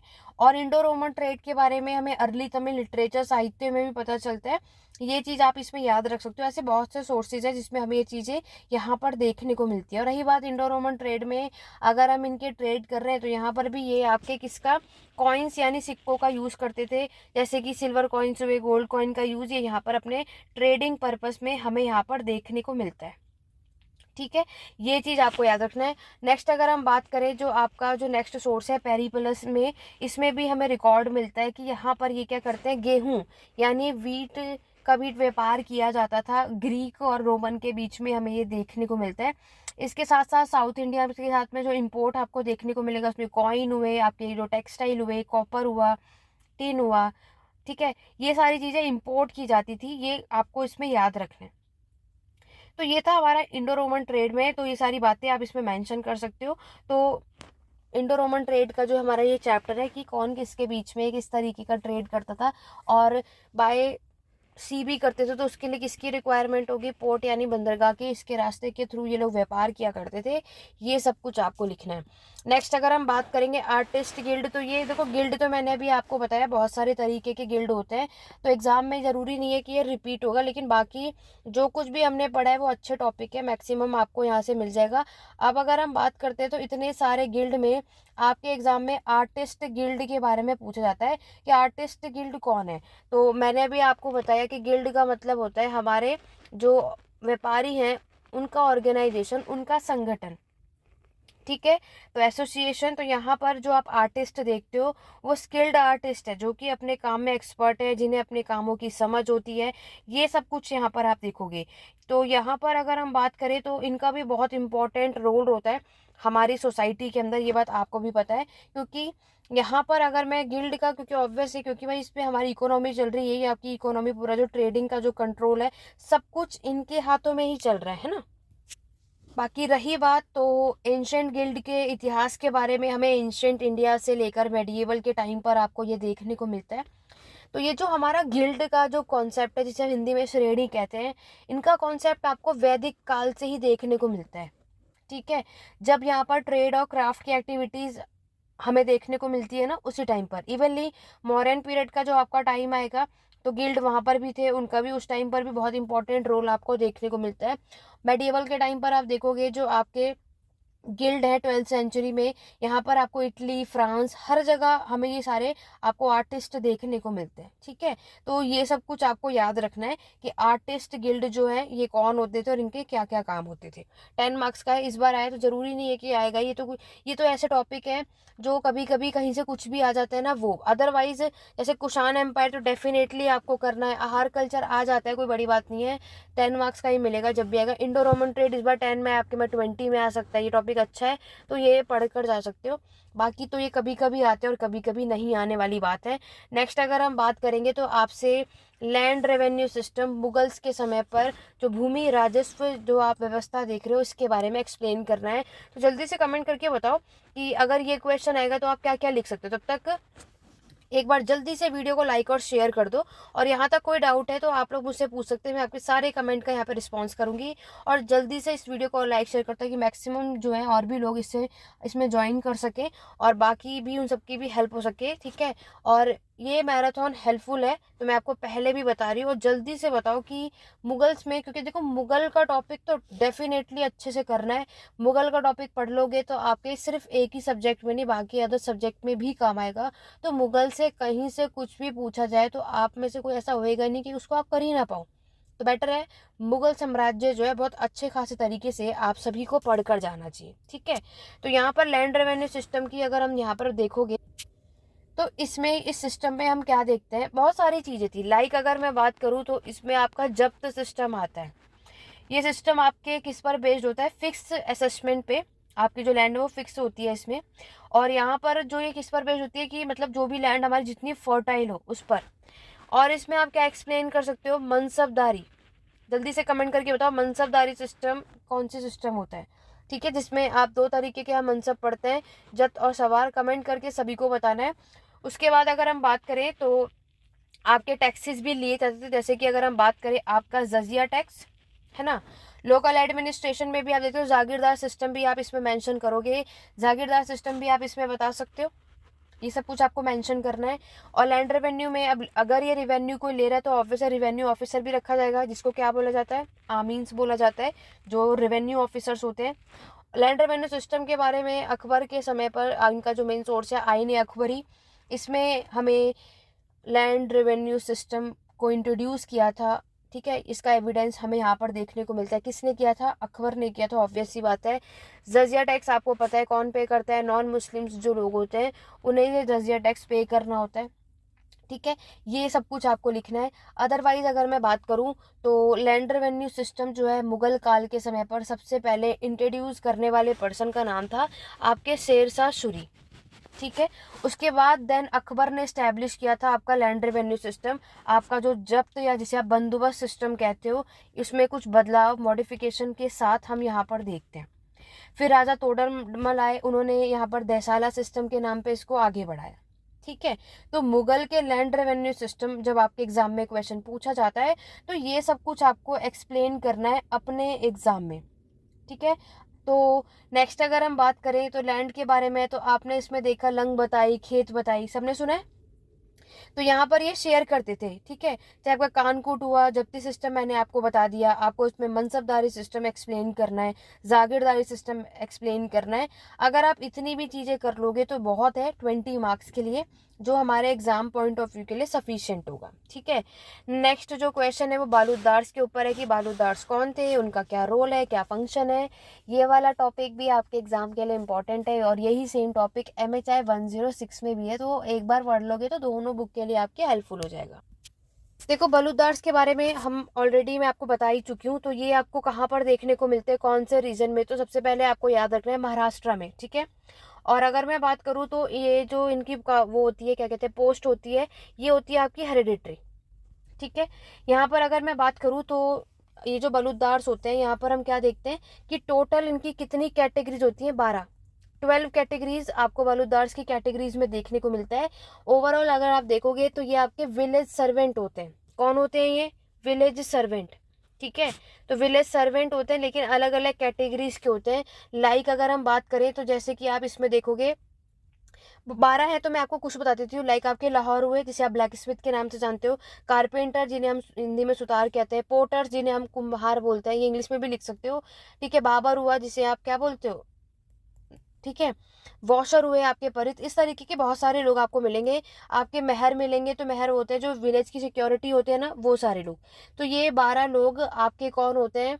ये 12 बालूदार्स आपको यहाँ पर देखने को मिलते हैं। और अब यहाँ पर क्या बोला जाता है कि ये जो बालूदार सिस्टम है ये कब अबॉलिश हुआ था? 1958 में। ठीक है, तो बालूदार के पास जो आपका परमानेंट रेजिडेंट राइट होता था गांव के अंदर, तो जिसके पास परमानेंट खुद का होता था ना, उन्हें हम वतन बालूदार्स बोलते हैं। क्या बोला जाता है? वतन बालूदार्स। ये वो होते हैं जिनके पास जो घर होता है, उनके पास जो परमानेंट रेजिडेंट राइट होता है उनके गाँव के अंदर। ठीक है, ये चीजें आपको याद रखनी है। और ये 12 तो मैंने आपको बताया ही, सब अलग अलग आपको यहाँ पर देखने को मिलते हैं। तो ये चीजें आपको याद रखना है। ये लोग भी जो चीजें लेते हैं, ठीक है, जो उन्हें सैलरी मिलेगी या काम करने के, वो कैश और काइंड दोनों में ही आपको यहाँ पर देखने को मिलता है। तो कैश और काइंड आपको दोनों ही यहाँ पर याद रखना है। ठीक है, चलिए आगे बढ़ते हैं। तो क्वेश्चन नंबर 8 है, जिसमें आपसे पूछा है इरिगेशन का। यहाँ पर तो इरिगेशन आपको पता ही है, हम हमेशा आर्टिफिशियल यानी नेचर पे डिपेंड नहीं रहते। इरिगेशन में हम आप किस तरीके से यूज़ कर सकते हो? पॉन्ड्स हुए आपके, चाहे वेल्स हुए, है ना, कुएं का यूज़ हम यहाँ पर कर सकते हैं। क्योंकि इरिगेशन आपके जो डैम्स होता है, इन सब का यूज़ करके हम क्या कर सकते हैं? अपने जो लैंड है उसको फर्टाइल कर सकते हैं। क्योंकि सिंचाई करना बहुत ही ज़्यादा ज़रूरी है ना, तो बहुत ज़्यादा ज़रूरी है। तो इरिगेशन सिस्टम हमारा बेटर होना चाहिए ताकि हम ये चीज़ें कर सके। तो यहाँ पर आपके लिफ्ट वाटर की टेक्निक पूछी जा रही है। तो इसमें कुएं जो होते हैं ना, वेल्स का पूरा टेक्निक आपको बताना है, कैसे उसमें आपके कुएं में बकेट को डालकर वापस से उसको खींचा जाता है। वो सारा प्रोसेस आपको यहाँ पर मेंशन कर। तो बाकी आप क्या, क्योंकि देखो हम एक चीज़ समझते हैं कि हमारा जो इंडियन एग्रीकल्चर है वो हमेशा किस पे डिपेंड है? दोनों ही तरीके से। आपके नेचुरल पे भी हम डिपेंड होते हैं और आर्टिफिशियली। आर्टिफिशियल क्या नहीं, हम ये सारे काम करते हैं। और बाकी जो मैंने आपको बताया ही, वेल्स हुए आपके, रिवर, टैंक्स, कैनाल्स, लेक्स, ये सारी चीज़ें हमें यहाँ पर देखने को मिलती हैं। वेल्स को अगर हम बात करें तो आप इसे अग्रघाट भी बोलते हो। अग्रघाट हम यहाँ पर देखेंगे, ये एक इम्पॉर्टेंट पार्ट है हमारे इरिगेशन का। अर्ली मेडिवल के टाइम पर हम देखते हैं। इवन नहीं, फिर आपको ये भी बताना है कि साउथ इंडिया के टाइम पर जो हमारा स्टेट था, जो ये सारी जो चीज़ें, जो टाइम, जो टेम्पल मैनेजमेंट आपको देखने को मिलेगा। हर जगह ये क्या करते थे, आपके बहुत सारे डैम्स, बहुत सारे रिवर्स आपको यहाँ पर देखने को मिलेगा। जैसे अगर मैं विजयनगर साम्राज्य की बात आपको बताती हूँ, विजयनगर एम्पायर के टाइम पर जो रूलर थे, उन्होंने आपका एक लेक बनाया था, वो था आपका मदंग लेक। ठीक है, बिल्ड करवाया गया किसने? विजयनगर के रूलर ने करवाया था। ठीक है, उसके बाद आपको पता ही है कि विजयनगर साम्राज्य जो है वो आपके तुंगाभद्रा रिवर के आसपास सेटल है। क्यों? उसके बाद आपको बहुत सारे लेक्स हुए, चाहे वाटर रिजर्वॉयर हुए, आपको हर जगह ये देखने को मिलता है। लाइक अगर मैं बात करूँ तो आपके कौन सी जगह हुई, उदय सागर आप देखोगे। ठीक है, आपके मेवाड़ हुआ, अंबर हुआ, राजस्थान हुआ। तो यहाँ पे ये आपका एक इम्पॉर्टेंट सोर्स है इरिगेशन का। अग्रघाट मैंने आपको बता ही दिया कि लिफ्ट वाटर यानी जो वेल्स होते हैं, जो कुएं होते हैं, अग्रघाट आपको यहाँ पर देखने को मिलता है। ये कॉमन सोर्स है इरिगेशन का। यहाँ पर इससे हम क्या करते हैं, ये भी हम इससे अपना इरिगेशन, सिंचाई जो है अपनी फील्ड को सिंचाई, यहाँ पर आप देखोगे बहुत सारे आर्टिफिशियल हम यहाँ पर देखते हैं, जिससे वाटर को लिफ्ट करते हैं वेल्स से, फिर उसको पुली करते हैं, है ना। और वो सारी चीज़ें आपको पूरा मेथड इसमें बताना है, वो सब आप याद कर लेना। और फिर किस तरीके से हम अपनी उसमें कुएं में पानी डाल के बकेट को फिल करते हैं, वो प्रोसेस आपको बताना है। उसके बाद आपको पता है कि लोगों ने आपके किसका यूज़ करना शुरू कर दिया था? Persian wheel. सबको पता है पर्शियन व्हील की भी शुरुआत हुई थी हमारे इंडिया में। कब से? जब से दिल्ली सल्तनत का समय आया था ना, दिल्ली सल्तनत के समय पर हम देखते हैं पर्शियन व्हील का यूज़ भी यहाँ पर करने स्टार्ट हो चुका था। तो ये सब इरिगेशन के पर्पज से किसने क्या क्या किया, और यहाँ पर इसको चलाने का काम कौन करते थे? एनिमल ही करते थे। वो सब आप यहाँ पर चेकआउट कर सकते हो। ठीक है, क्वेश्चन नंबर 9, तो मैंने आपको बोला ही था वुमेन का रोल कर लेना, आपके सिलेबस में ये नया टॉपिक है। और मेडिएवल के टाइम पर इन्होंने यहाँ पर आपसे क्वेश्चन तो मेडिएवल यानी मध्यकालीन इतिहास के समय पर वुमेन का जो आपके रोल है, तो देखो बहुत अच्छा इंपॉर्टेंट रोल हमें प्रोडक्शन उत्पादन में आपको देखने को मिलेगा। यहाँ पर आप देखोगे कि ये डोमेस्टिक पर्पस यानी कि आपको पता ही है कि उस टाइम पर जो वुमेन है वो आपकी फील्ड में भी काम करती थी और घरों में भी करती थी, राइट। तो पीजेंट वुमेन भी आपको देखने को मिलेगा, जो कि आपके अनाज को ग्राइंड करने का काम, ब्रेड को बनाने का काम है ना, ये सारे काम वो करती थी। इवनली आप अगर नेक्स्ट अगर आप देखोगे तो स्पिनिंग का काम भी आप देखोगे। और नेक्स्ट अगर हम बात करते हैं तो उस टाइम पर यहाँ पर अगर हम बात करें तो ये हाउस वाइफ भी थी, घर के काम भी करती थी। मेडिएवल के टाइम की बात हो रही है। देखो फील्ड के साथ साथ मैंने आपको क्या बताया कि वो घर के साथ साथ बाहर के भी काम करती थी। और वुमेन की पोजीशन अगर हम देखते हैं, देखो प्रोडक्शन तो आपको समझ आ ही रहा है कि अगर मैं वुमेन की मेडिएवल के टाइम पर प्रोडक्शन की अगर हम बात करें, तो आप क्या देखते हो कि वुमेन का भी हमारे मेडिएवल पीरियड में प्रोडक्शन की एक्टिविटी में एक इम्पॉर्टेंट रोल हमें यहाँ पर देखने को मिल रहा है। इनका भी उत्पादन में अच्छा खासा इन्वॉल्वमेंट है, जिसका प्रभाव आपके सोशल, इकोनॉमिक, कल्चर फैक्टर पे आपको देखने को मिलता है। ये लोग भी आपके एग्रीकल्चर हुआ, आपका चाहे टेक्सटाइल प्रोडक्शन में और चाहे कोई भी क्राफ्ट वर्क हो, हर जगह इनका रोल आपको यहाँ पर देखने को मिलता है। जैसे कि मैंने अभी आपको क्या बताया कि आप यहाँ पर देख रहे हो कि ये जो वुमेन है वो एग्रीकल्चर, कृषि में भी काम करती हैं। मेडिएवल की सोसाइटी में वुमेन भी आपके एग्रीकल्चर एक्टिविटी में बिल्कुल इनका पार्टिसिपेशन आपको मिलेगा। ये आपके प्लांटिंग, हार्वेस्टिंग का ये लोग यहाँ पर काम करती थी। टेक्सटाइल प्रोडक्शन में भी अच्छा खासा इनका रोल है, जिसमें स्पिनिंग हुआ, वीविंग हुआ, स्विंग का काम यहाँ पर ये लोग करती थी। इवनली वुमेन जो है आपकी रिस्पॉन्सिबल होती थी for producing clothing, house hold, textile हुआ आपका, ठीक है। ये सारी चीज़ें आप याद रखना।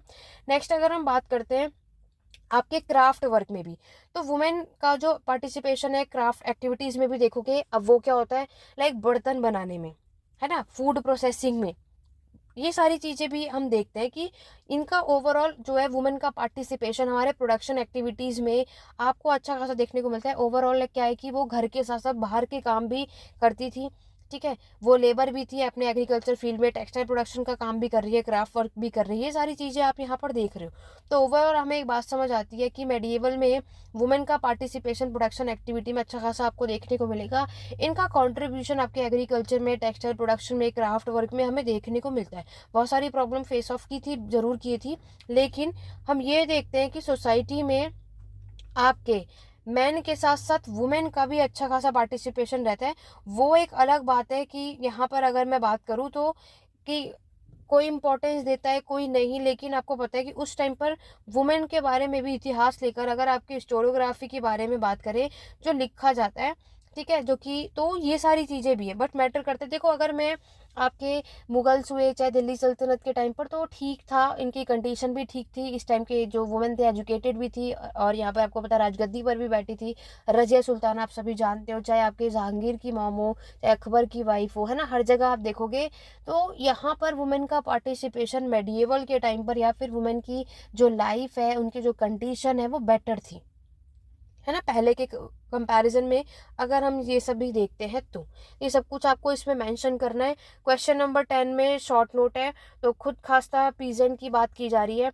तो खुद खास्ता जो है नाम से काम समझ लो। खुद खास्ता वो किसान होते हैं, वो पीजेंट होते हैं जिनके पास खुद की लैंड होती है, खुद की ज़मीन होती है, और खुद के लैंड पे ही ये प्रोडक्शन यानी उत्पादन करते हैं, कल्टीवेशन करते हैं। और ये अपनी लैंड को बेच सकते हैं, खरीद सकते हैं, गिरवी भी रख सकते हैं, क्योंकि ये खुद के इनकी लैंड होती है, ठीक है। और ये खुद खास्ता जो किसान होते हैं, जो ये पीजेंट होते हैं, तो ऑब्वियस है इनकी जो लैंड पे जो इनका अधिकार है वो पूरा का पूरा होता है। और अगर बाई चांस कभी ये अपने विलेज को छोड़कर चले जाए, 5-10 साल बाद भी आएंगे, तो भी इस लैंड पर इनका कंट्रोल बने रहता था। खुद खास्ता पीजेंट वो कैटेगरी होती है, ठीक है। अलाउद्दीन खिलजी के मार्केट कंट्रोल मेजर की बात कर, देखो अलाउद्दीन खिलजी दिल्ली सल्तनत की थर्ड डायनेस्टी थी, हमारी खिलजी डायनेस्टी।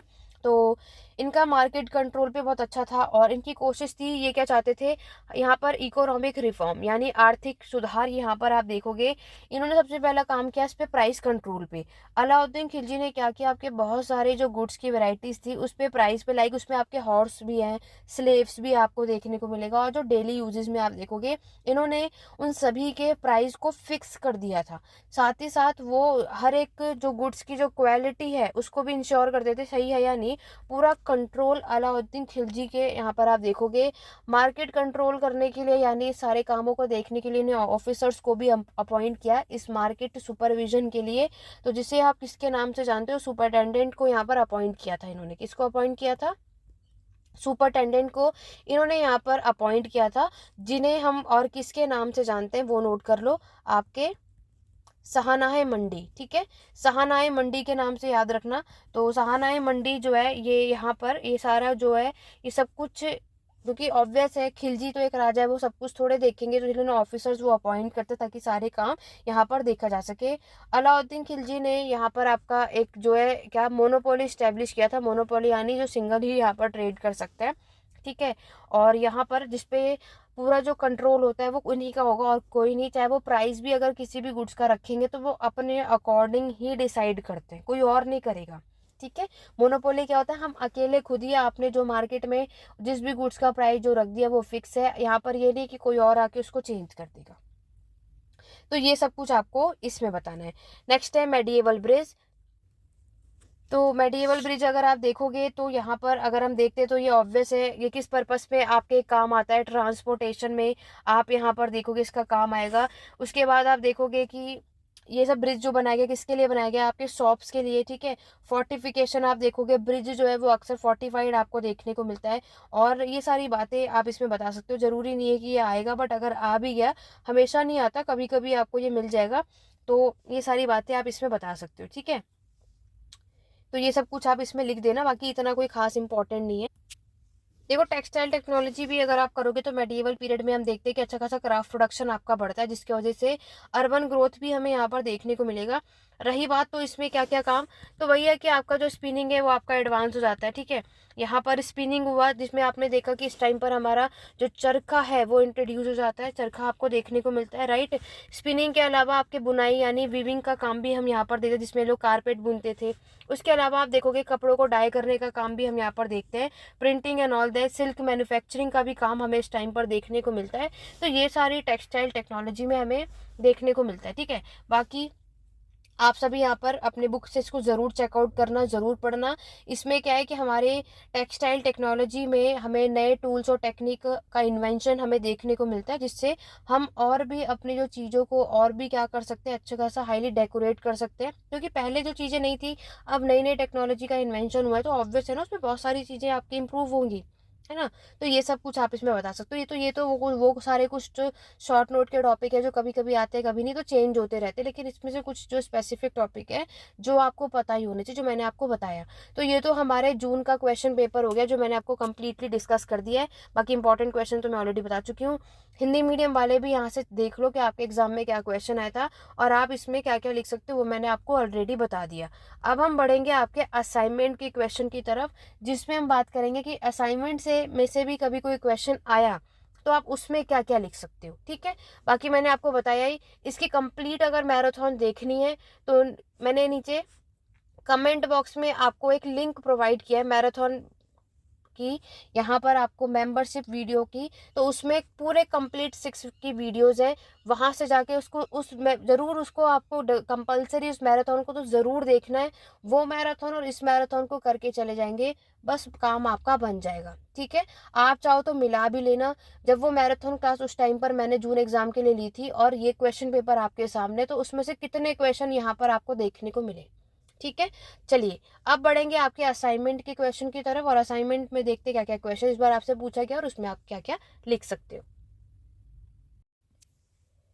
तो अब हम बात करेंगे आपके असाइनमेंट के क्वेश्चन की तरफ। तो ये आपका असाइनमेंट है और यहाँ पर अगर आप देखोगे तो हमारे पास जो फर्स्ट क्वेश्चन पूछा गया है ये आपकी बुक से फर्स्ट यूनिट से आया है। ठीक है, तो हमारा जो चैप्टर है economic historiography of early India, यानी मैंने आपको बताया था हमारा जो फर्स्ट चैप्टर है उसमें हम एंशियंट इंडिया के हिस्टोरियोग्राफी यानी इतिहास लेखन के बारे में बात करते हैं। तो फर्स्ट चैप्टर जो अगर आपके एग्जाम में क्वेश्चन है तो देखो जैसे असाइनमेंट में दिख रहा है इसी तरीके से क्वेश्चन पूछा जाएगा। तो आपको इसके अंदर क्या बताना है वो आपको यहाँ पर देखना है। ठीक है, देखो यहाँ पर बात की जा रही है आपके प्राचीन इतिहास की, यानी कि एंशियंट इंडिया की, जिसको इन्होंने यहाँ पर आपके अर्ली हिस्टोरिकल के नाम से मेंशन किया है। ठीक है, अब अगर हम बात करते हैं तो एंशियंट हिस्ट्री में तो ऑब्वियस है, बस आपको यहाँ पर क्या करना है, एंशियंट हिस्ट्री के टाइम पर इकोनॉमिक हिस्ट्री कैसी थी वो सब कुछ आपको इसमें मेंशन करना है। ठीक है, तो यहाँ पर अगर आप देखोगे तो हमने जब हमारे एंशियंट हिस्ट्री में हम क्या पढ़ते हैं, यहाँ पर आप देखोगे कि हमें यहाँ पर क्या देखने को मिलता है, आपके लैंड ओनरशिप हमें यहाँ पर इस टाइम पर एंशियंट इंडिया के टाइम पर देखने को मिला। इस टाइम पर हम रेवेन्यू सिस्टम के बारे में भी पढ़ते हैं, किस तरीके से आपका सिविलाइजेशन से एम्पायर बना और किस तरीके से बार्टर सिस्टम से कॉइनेज सिस्टम की शुरुआत हुई, लोगों ने करेंसी का यूज़ करना शुरुआत किया, वो सब कुछ आप देखते हो। फिर हम और क्या देखते हैं कि रूरल से किस तरीके से अर्बन यानी ग्रामीण से आपके शहरी यानी गांव से शहर में यहाँ पर हमें कैसे बदलाव देखने को मिला, वो सब कुछ आप देखते हो। देखो, हिस्टोरियोग्राफी का मतलब क्या होता है, इतिहास लेखन, हिस्ट्री राइटिंग होता है।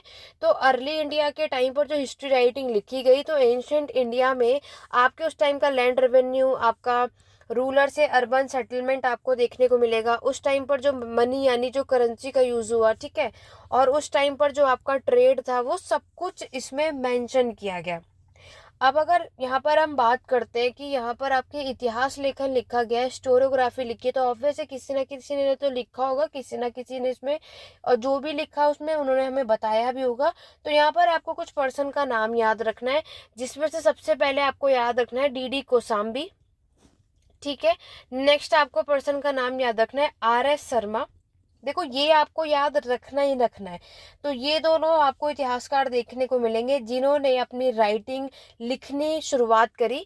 कब लिखी थी? 1950 से 1960 के टाइम पर। और यहाँ पर जब इन्होंने हिस्ट्री राइटिंग लिखनी शुरुआत करी और यहाँ पर इन्होंने सब कुछ एक्सप्लेन करना शुरू किया अपनी बुक के अंदर कि उस टाइम पर किस तरीके से हमारा इन्वायरमेंट बदला, टेक्नोलॉजी आई और किस तरीके से फिर आपको इकोनॉमिक डेवलपमेंट देखने को मिलता है, वो डीडी कोसाम्बी और RS शर्मा ने यहाँ पर अपनी बुक के अंदर मेंशन किया। ठीक है, देखो, अर्ली इंडिया की अगर मैं बात करूँ तो दो सबसे इम्पोर्टेंट डायनेस्टी आती है, एक तो आपकी मौर्यन डायनेस्टी और दूसरा होती है आपकी गुप्ता डायनेस्टी। तो आपको मौर्यन और गुप्ता डायनेस्टी की इकोनॉमी कैसी थी और इनके बारे में इन इतिहासकारों ने क्या बताया, वो चीज़ आपको इस चैप्टर के अंदर मैंशन करनी है। साथ ही साथ अर्बनाइजेशन, शहरीकरण की शुरुआत आपको पता है, जब सिविलाइजेशन में यानी जब हमारी सभ्यता बनी, उसे आप फर्स्ट अर्बनाइजेशन के नाम से जानते हो। फर्स्ट यानी पहला शहरीकरण के नाम से हम कब जानते हैं? जब यहाँ पर आपकी सभ्यताएं बनी, सिविलाइजेशन बनी। सेकंड जो शहरीकरण है वो आपकी शुरुआत होती है आयरन एज यानी लोह युग, और इसका तो ब्रोंज एज है जिसे आप कांस्य के नाम से जानते हो। ये वो समय जब आपका साम्राज्य यानी एम्पायर बना।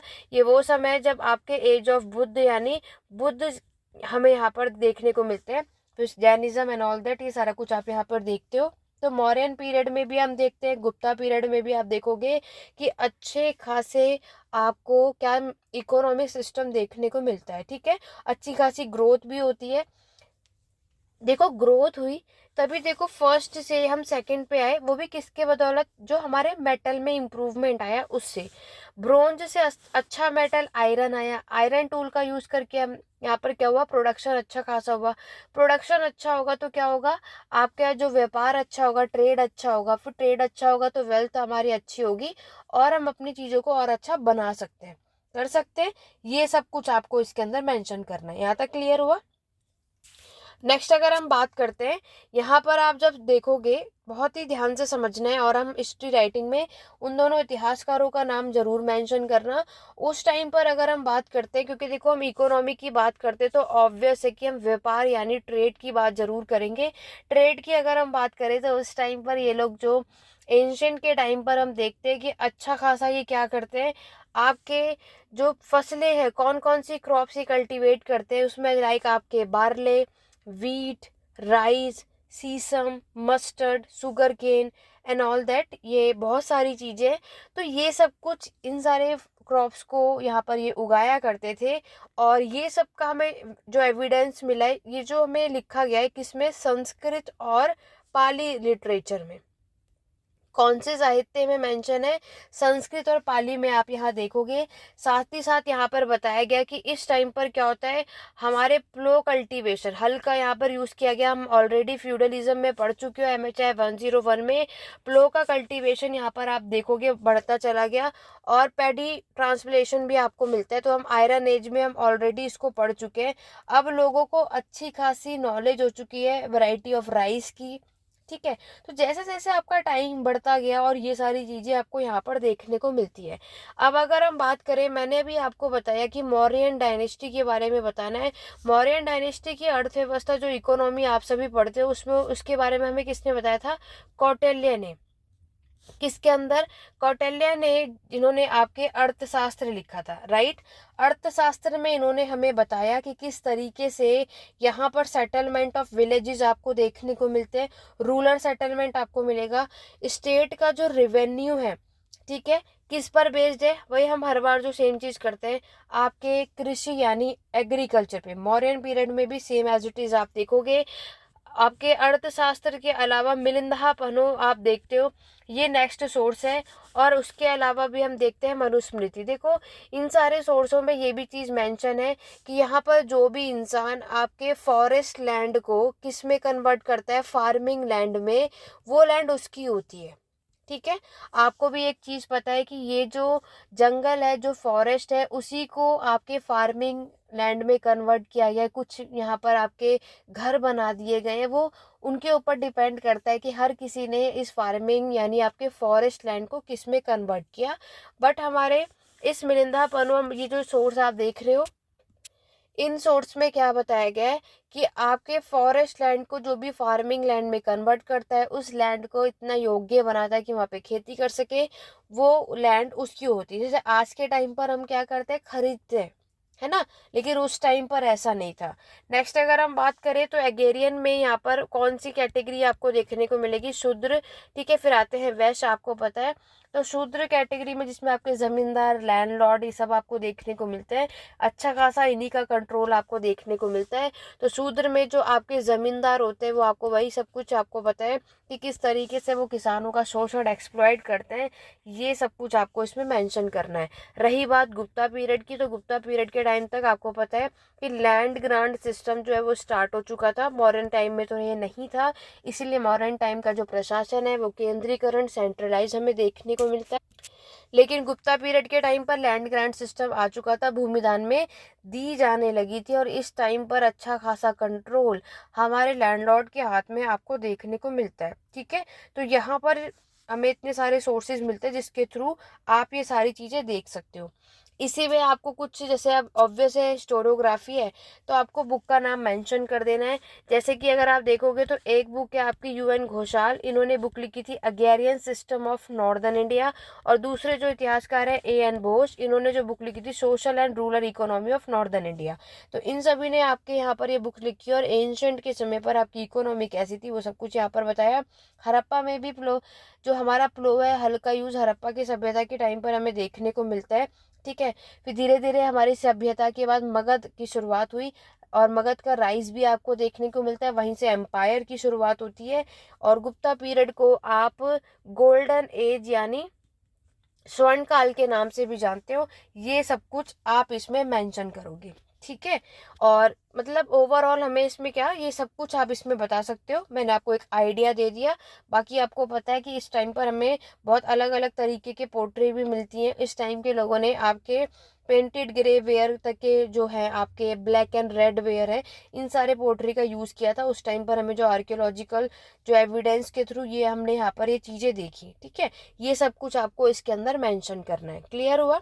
चलिए नेक्स्ट बात करते हैं क्वेश्चन नंबर 2 की। हड़प्पन सिटीज के फीचर्स के बारे में बताना है, तो आप इसको लिख लेना, टाउन प्लानिंग इसमें आपको बताना है।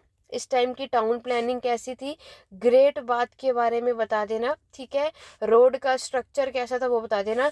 देखो, इसको डिटेल में करना है। जो भी चैनल पे फर्स्ट टाइम आया या जो भी हमारे फर्स्ट टाइम इस वीडियो को देख रहे हो, ये हड़प्पा का टॉपिक बहुत ही अच्छे से डिटेल में पढ़ाया है मैंने। तो इसको डिटेल में पढ़ने के लिए 5 वीडियोस में मैंने इसको एक्सप्लेन किया है। तो आपको इसका लिंक एंशिएंट हिस्ट्री की प्लेलिस्ट में जाकर मिलेगा। एंशियंट हिस्ट्री की प्लेलिस्ट को चेकआउट करना, हड़प्पा के बारे में। अगर वो भी नहीं हो रहा तो एंशियंट हिस्ट्री की में आपको एक मैराथन क्लास भी मिल जाएगी, उसको देख लेना। वो आपके ऊपर है कि आपको कितना टाइम देना है वीडियो देखने को।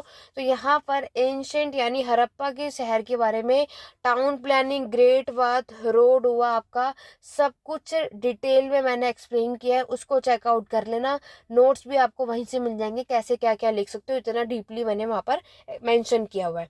ठीक है, तो यहाँ पर मैंने आपको एक्सप्लेन कर दिया कि उस टाइम के हड़प्पा के सिटीज़ के बारे में, टाउन प्लानिंग, आपका ग्रेट बाथ कैसा था, वहाँ के रोड कैसे थे। नेक्स्ट आप इसमें ड्रेनेज सिस्टम भी बताओगे।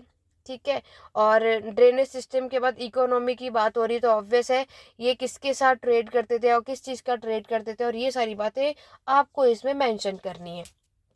तो देखो, मैं आपको पहले भी बता चुकी हूँ, हड़प्पा बहुत अच्छा टॉपिक है, और एक बार अच्छे से कर लोगे तो कम से कम 2-3 सब्जेक्ट में ये टॉपिक हमें देखने को मिल जाता है।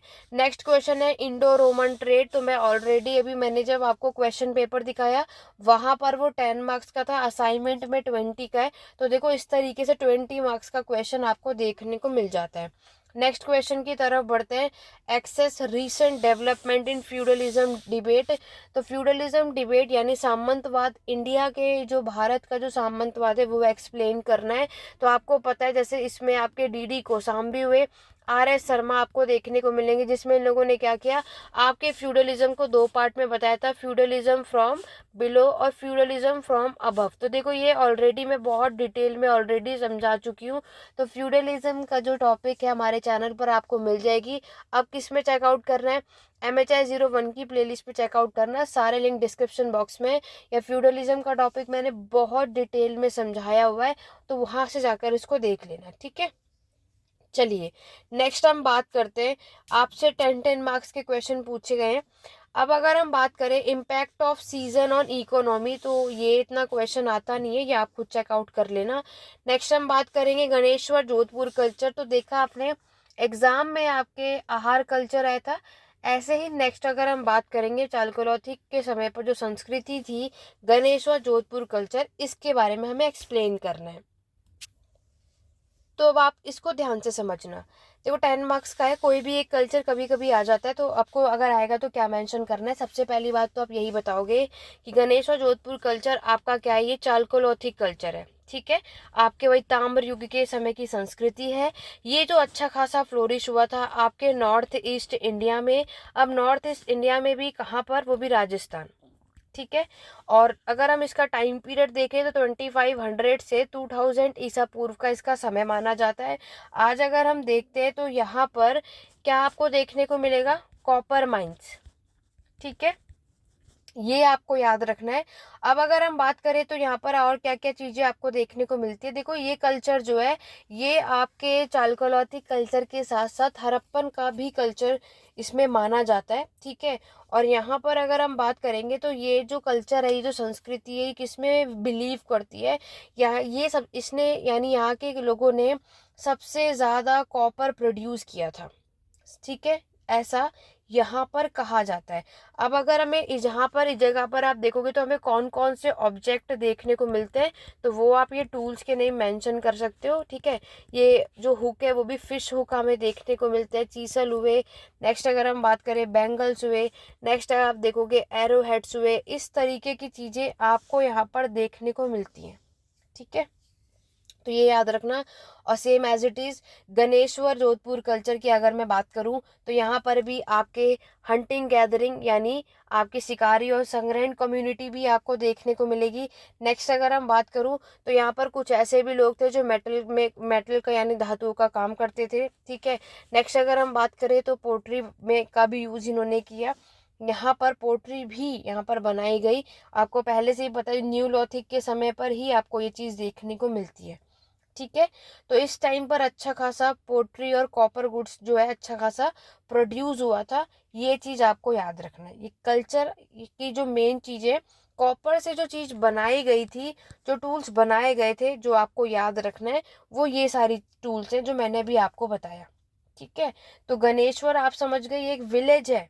ठीक है, राजस्थान में ही है आप देखोगे, और ये आपका प्री हड़प्पन पीरियड या चालकोलिथिक पीरियड, ये आपको मैंने बता ही दिया। इसमें हमें ये चीज़ देखने को मिलती है। ठीक है, आगे बढ़ते हैं। नेक्स्ट है आपका मर्चेंट गिल्ड। तो देखो मर्चेंट गिल्ड मैंने आपको ऑलरेडी अभी करा दिया था और हम कई बार पढ़ भी चुके हैं। तो मर्चेंट गिल्ड जो यहाँ पे आपका 20 मार्क्स में था, वो यहाँ पर आप देखते हो 10 मार्क्स में पूछा, तो इसे आप कर लेना। नेक्स्ट है परिहर। तो देखो परिहर की अगर मैं बात करूँ, तो परिहर की अगर मैं बात करूं तो ये आपका एक तरीके का प्रिविलेज लैंड ग्रांट था। गुप्ता पीरियड के टाइम पर आपको ये देखने को मिलता है। ठीक है, इस बार असाइनमेंट में 10 मार्क्स का दिख रहा है, अदरवाइज एग्जाम में परिहर और आपका ब्रह्मदया लैंड ग्रांट जो है, ये दोनों मिलाकर पूछा जाता है। तो ब्रह्मदया और परिहर को ये आपको याद रखना है। ठीक है, कभी भी आएगा तो ये दोनों लैंड जो आपके उस टाइम पर, परिहर ये गुप्ता पीरियड के टाइम पे था, ब्रह्मदय आपको पता है वो लैंड ग्रांट होता है जो ये वो वाली भूमि दान में दी जाती है जो आपके ब्राह्मण्स को दी जाती है। ठीक है, तो उसके अकॉर्डिंगली आप इसको कर लेना। अदरवाइज क्या है, ये जो परिहर है ये आपके जो प्रिविलेज होते हैं उनके लिए होता है। ठीक है, तो ये तो आपके सेक्शन ए से 5 जो असाइनमेंट में क्वेश्चन देखा वो हुआ। और सेक्शन बी की तरफ बढ़ते हैं। सेक्शन बी में भी आप 20 मार्क्स के क्वेश्चन देख रहे हो। देखो यहाँ पर अगर मैं बात करूँ तो ओशन ट्रेड से रिलेटेड हमारा यहाँ पर क्वेश्चन पूछा गया है। उसके बाद देखो form of peace and resistance, बहुत अच्छा क्वेश्चन है, कई बार एग्जाम में आता है, सजेस्ट करूंगी ज़रूर इसको करके जाना। उसके बाद आपको पैटर्न ऑफ कम्युनिकेशन नेटवर्क पूछा है मेडिएवल के समय पर। वुमेन का पार्टिसिपेशन पूछा गया है। तो वुमेन का पार्टिसिपेशन आपके एग्जाम में और आपके असाइनमेंट में क्वेश्चन नज़र आ रहा है, तो बेफिक्र होके और अच्छे से मैंने आपको बोला है पढ़कर जाना, मैं ऑलरेडी आपको पढ़ा ही चुकी हूँ। उसके बाद पेस्टोरल और फॉरेस्ट की इकोनॉमी मेडिएवल के टाइम पर कैसी थी, इंडिगो प्रोडक्शन बताना है, मुगल आर्टिलरी आपको बताना है, और लास्ट इन्होंने आपसे हुंडी यानी बिल ऑफ एक्सचेंज पूछा है। देखो अगर मैं आपकी हुंडी और बिल ऑफ एक्सचेंज की बात करूँ तो हुंडी आपका एक फाइनेंशियल इंस्ट्रूमेंट है। मेडिएवल के टाइम पर इसको यूज़ किया गया था आपके ट्रेड के टाइम पर। कह सकते हो ये आपका एक तरीके का बिल ऑफ एक्सचेंज होता है, क्रेडिट ट्रांजैक्शन हमें देखने को यहाँ पर मिलता है। ठीक है, तो यहाँ पर अगर हम बात करते हैं तो बिल ऑफ एक्सचेंज हमें क्या समझ आया, इसको किस पर्पस से यूज़ किया गया था, आपके मनी को ट्रांसफ़र करने के लिए from one place to another. ठीक है, इसलिए हुंडी सिस्टम हमें यहाँ पर कब, मेडिएवल के टाइम पर, मध्यकालीन का जो हमारा समय था उस टाइम पर हमें ये देखने को मिलता है कि इसका यूज़ किया जाता था। ये तभी से इसकी शुरुआत हुई थी। ठीक है, तो ये इंपॉर्टेंट चीज़ है, पहले तो आपको ये पता होना चाहिए कि हुंडी की शुरुआत कब हुई थी, मेडिएवल के टाइम पर। इसका काम क्या होता है, जैसे आज आप देखते हो इसका पर्पस ऐसे यूज़ होता था, जैसे जैसे कि आज आप चेक का यूज़ करते हो, हम बैंक का यूज़ करते हैं। और हम क्या करते हैं कि देखो हम जब कभी किसी को कैश देते, या तो हम पेमेंट करेंगे, या तो हम कैश में करेंगे, या तो काइंड में। देखो काइंड का मतलब क्या होता है कि अब अगर हम कैश दे रहे हैं, एक तो होता है हम इमीडिएट आपने हैंड टू हैंड दे दिया, दूसरा हम क्या करते हैं जब आप किसी को चेक देते हो तो क्या करते हो, चेक देने का मतलब है कि हमने उसे कुछ टाइम के लिए रोक रखा है, यही होता है। जैसे डिमांड बिल होता है आपका, टाइम बिल होता है, उसी के अकॉर्डिंग यहाँ पर ये दिया जाता है, ताकि अभी क्या है, हमने सामान तो ले लिया लेकिन कुछ टाइम बाद आपको पेमेंट मिलेगी। ये चीज़ हमें हुंडी का मतलब ये होता है, और ये चीज़ आपको उस टाइम पर देखने को मिलती है। क्लियर हो गया, एग्जाम के लिए इम्पोर्टेंट है, कई बार हमारे एग्जाम में आता है और कई बार पूछा भी जाता है और पूछा जा भी चुका है। तो मेडिएवल के टाइम पर आपको ये चीज़ें देखने को मिलती हैं। और हुंडी जो है मैं सजेस्ट करूँगी, बिल्कुल डेफिनेटली आपको पढ़कर जाना चाहिए अपने एग्ज़ाम के लिए। और हुंडी की अगर मैं बात करूँ तो ये आपका एक ड्राफ्ट इशू किया गया जाता है, कहाँ पे, चाहे आपका टेम्पल हो, कोई भी रिलीजियस इंस्टीट्यूशन हो, कोई या फिर हम ये किसको देते हैं, कोई भी ट्रस्टेड पर्सन को। ऐसा नहीं है कि आपने ये किसी को भी दे दिया, कुछ भी कर दिया, नहीं, ऐसा नहीं कर सकते हम यहाँ पर। ठीक है, ये चीज़ आपको याद रखनी है। बाकी ये ऑलरेडी मैं कई बार डिटेल में मैराथन क्लास देखोगे जो मैंने इससे पहली वाली में कराया था, उसमें भी आप इसको समझ लेना बहुत अच्छे से। बाकी जितने भी पेड मेंबर्स की यहाँ पर इसको देख रहे हैं तो आपको यहाँ तक क्लियर हो गया। यस, चलो मैं आपको इसके कुछ टाइप्स और बता देती हूँ। जैसे कि आपको इसके जो टाइप होते हैं, पहला होता है शाही हुंडी। ठीक है, फिर होता है आपका दार्शनी हुंडी। ठीक है, उसके बाद होता है आपका मुद्दती हुंडी। ठीक है, तो जितने आपको याद हो जाए। साई हुंडी क्या है, ये बहुत ही मोस्ट कॉमन टाइप हमें देखने को मिलेगा। इसमें डायरेक्टली हम फंड को ट्रांसफर करते हैं एक पर्सन से दूसरे पर्सन में, ठीक है। तो फिर वो क्या करता है, अक्सर ज़्यादातर क्या होता है कि वो अपने कंट्री से बाहर लेकर के जाते हैं। तो यहाँ पर क्या है कि मैंने आपको बताया ना, जो चेक होता है कि यहाँ पर हमने कुछ टाइम का उसको टाइम दिया और हम ये चीज़ यहाँ पर देखते हैं। ये चीज़ आपको इसमें याद रखना है, ठीक है। और अगर मैं बात करूँ आपकी उसकी मुद्दती की, तो ये आपके एक तरीके का टाइम बिल होता है, ठीक है। ये एक तरीके का डिमांड बिल होता है। टाइम बिल आप समझ रहे हो कि आपने एक टाइम दे दिया कि ये चेक आप इतने टाइम में, जो पैसे हैं इतने टाइम में निकालना, उससे पहले नहीं निकालना, उसके बाद मत निकालना। ये सारी चीज़ें आपको इसमें याद रखनी है, ठीक है। अब इस ऊपर चलते हैं। नेक्स्ट जो है 10 मार्क्स का, बिल्कुल बहुत अच्छा क्वेश्चन है। मुगल आर्टिलरी सजेस्ट करूंगी जरूर करना, मैक्सिमम रिपीट हो जाता है। तो मुगल एम्पायर के समय पर यहाँ पर आप देखोगे कि आर्टिलरी का यहाँ पर यूज़ किया जाता था। अब इसमें क्या क्या इंक्लूड होता है, लाइक अगर हम देखोगे तो आपका इसमें गन पाउडर वेपन्स जो होते हैं, आपको पता ही है बाबर ने आपके जो फर्स्ट बैटल ऑफ पानीपत हुआ था उसमें यूज़ भी किया था। अब इसके अंदर आपके कैनन्स भी होते हैं, ठीक है। तो ये चीज़ें इन्होंने यूज़ करनी शुरू करी और एक्सपेंड भी किया गया। ये इस टाइम पर हमें यहाँ पर देखने को मिलता है, ठीक है। अब मुगल आर्टिलरी जो है हमारे मुगल साम्राज्य के टाइम पर अच्छा खासा इसका विस्तार होता है, अच्छा खासा इसका फॉर्मेशन आपको देखने को मिलता है। अभी मैंने आपको बता ही दिया 1526 में बाबर ने, ये सब कुछ आपको लिखना है, ऐसा नहीं कि मैं बोल रही हूँ तो आपको सिर्फ लिखना नहीं है। ये सब कुछ जो मैंने आपको बताया ये आपको याद रखना है। कुछ चीज़ें मैं लिखनी नहीं, लेकिन मैं आपको एक्सप्लेन कर रही हूँ। तो जो एक्सप्लेन कर रही हूँ तो बिना वीडियो को स्किप करे, इसलिए आपको एंड तक देखना है, ताकि मैं यहाँ पर जो कुछ आपको बता रही हूँ, जो मैं कुछ लिख भी नहीं रही, तो वो भी आपको ध्यान रखना है अपने एग्जाम के लिए, ठीक है। तो आपके गन पाउडर फायर आर्म्स का जो यूज़ है यहाँ पर बाबर ने फर्स्ट बैटल ऑफ पानीपत में यूज़ किया था, ये बात आपको याद रखनी है, ठीक है। और इसका जो अच्छा खासा विस्तार आप देखोगे, इसके बाद आप आगे देखोगे कि इसका जो यूज़ है हमें आगे इन फ्यूचर और भी टाइम पर देखने को मिलता है और मिला भी। तो मुगल आर्टिलरी समझ में आया। इसमें आपके कैनन्स हो जाते हैं, रॉकेट भी हुआ, माइंस हुए, ये सब मुगल एम्पायर पे आप देखोगे अच्छा खासा विस्तार आपको देखने को मिल रहा है। 16th सेंचुरी की ये आपकी बात है, जो मैं आपको पहले भी बता चुकी हूँ। बट यस, इसका मतलब ये नहीं है कि गन पाउडर का यूज़ फर्स्ट टाइम आपके मुगल के समय पर हुआ था, नहीं।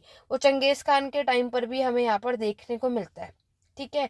तो ये आर्टिलरी में आप ये एक इम्पॉर्टेंट पार्ट माना जाता है मुगल के मिलिट्री के लिए, वही तो यूज़ करेंगे इसका। उसके टाइम पर ये चीज़ें हमें यहाँ पर देखने को मिलती है।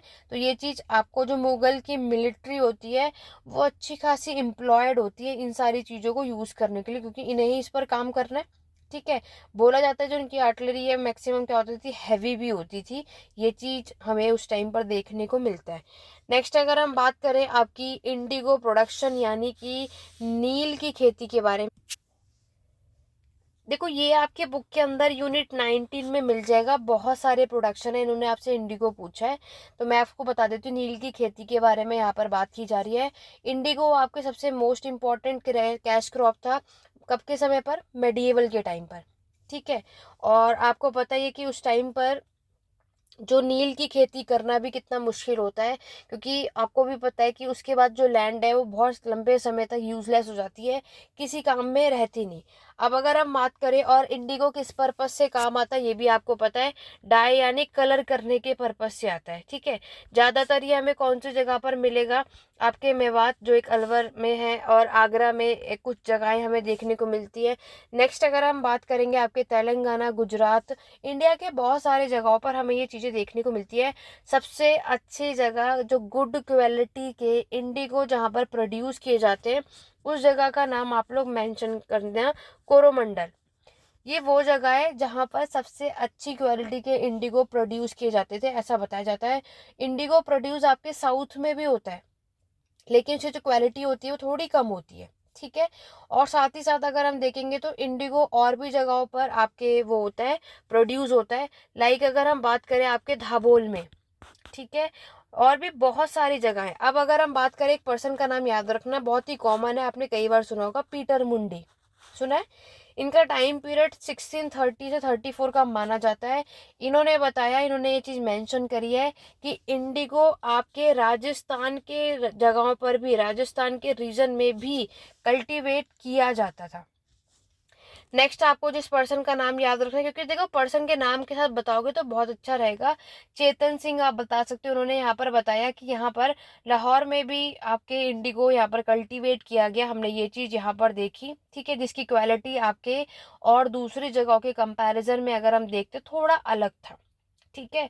तो जर्नली हम क्या देखते हैं कि यहाँ पर बहुत सारी जगहें थी, लाइक आपके गुजरात में हुआ, क्योंकि अलग अलग जगहों पर हम देखते हैं कि यहाँ पर आपकी जो नील की खेती है वो हमें यहाँ पर देखने को मिलती है, ठीक है। किस पर्पस में आता है? कलर करने के, यानी डाई करने के पर्पस से यहाँ पर काम आता है। ये चीज़ आप यहाँ पर देखते हो, और इसमें लोगों ने उस टाइम पर अच्छा खासा इन्वेस्ट भी किया था, ठीक है।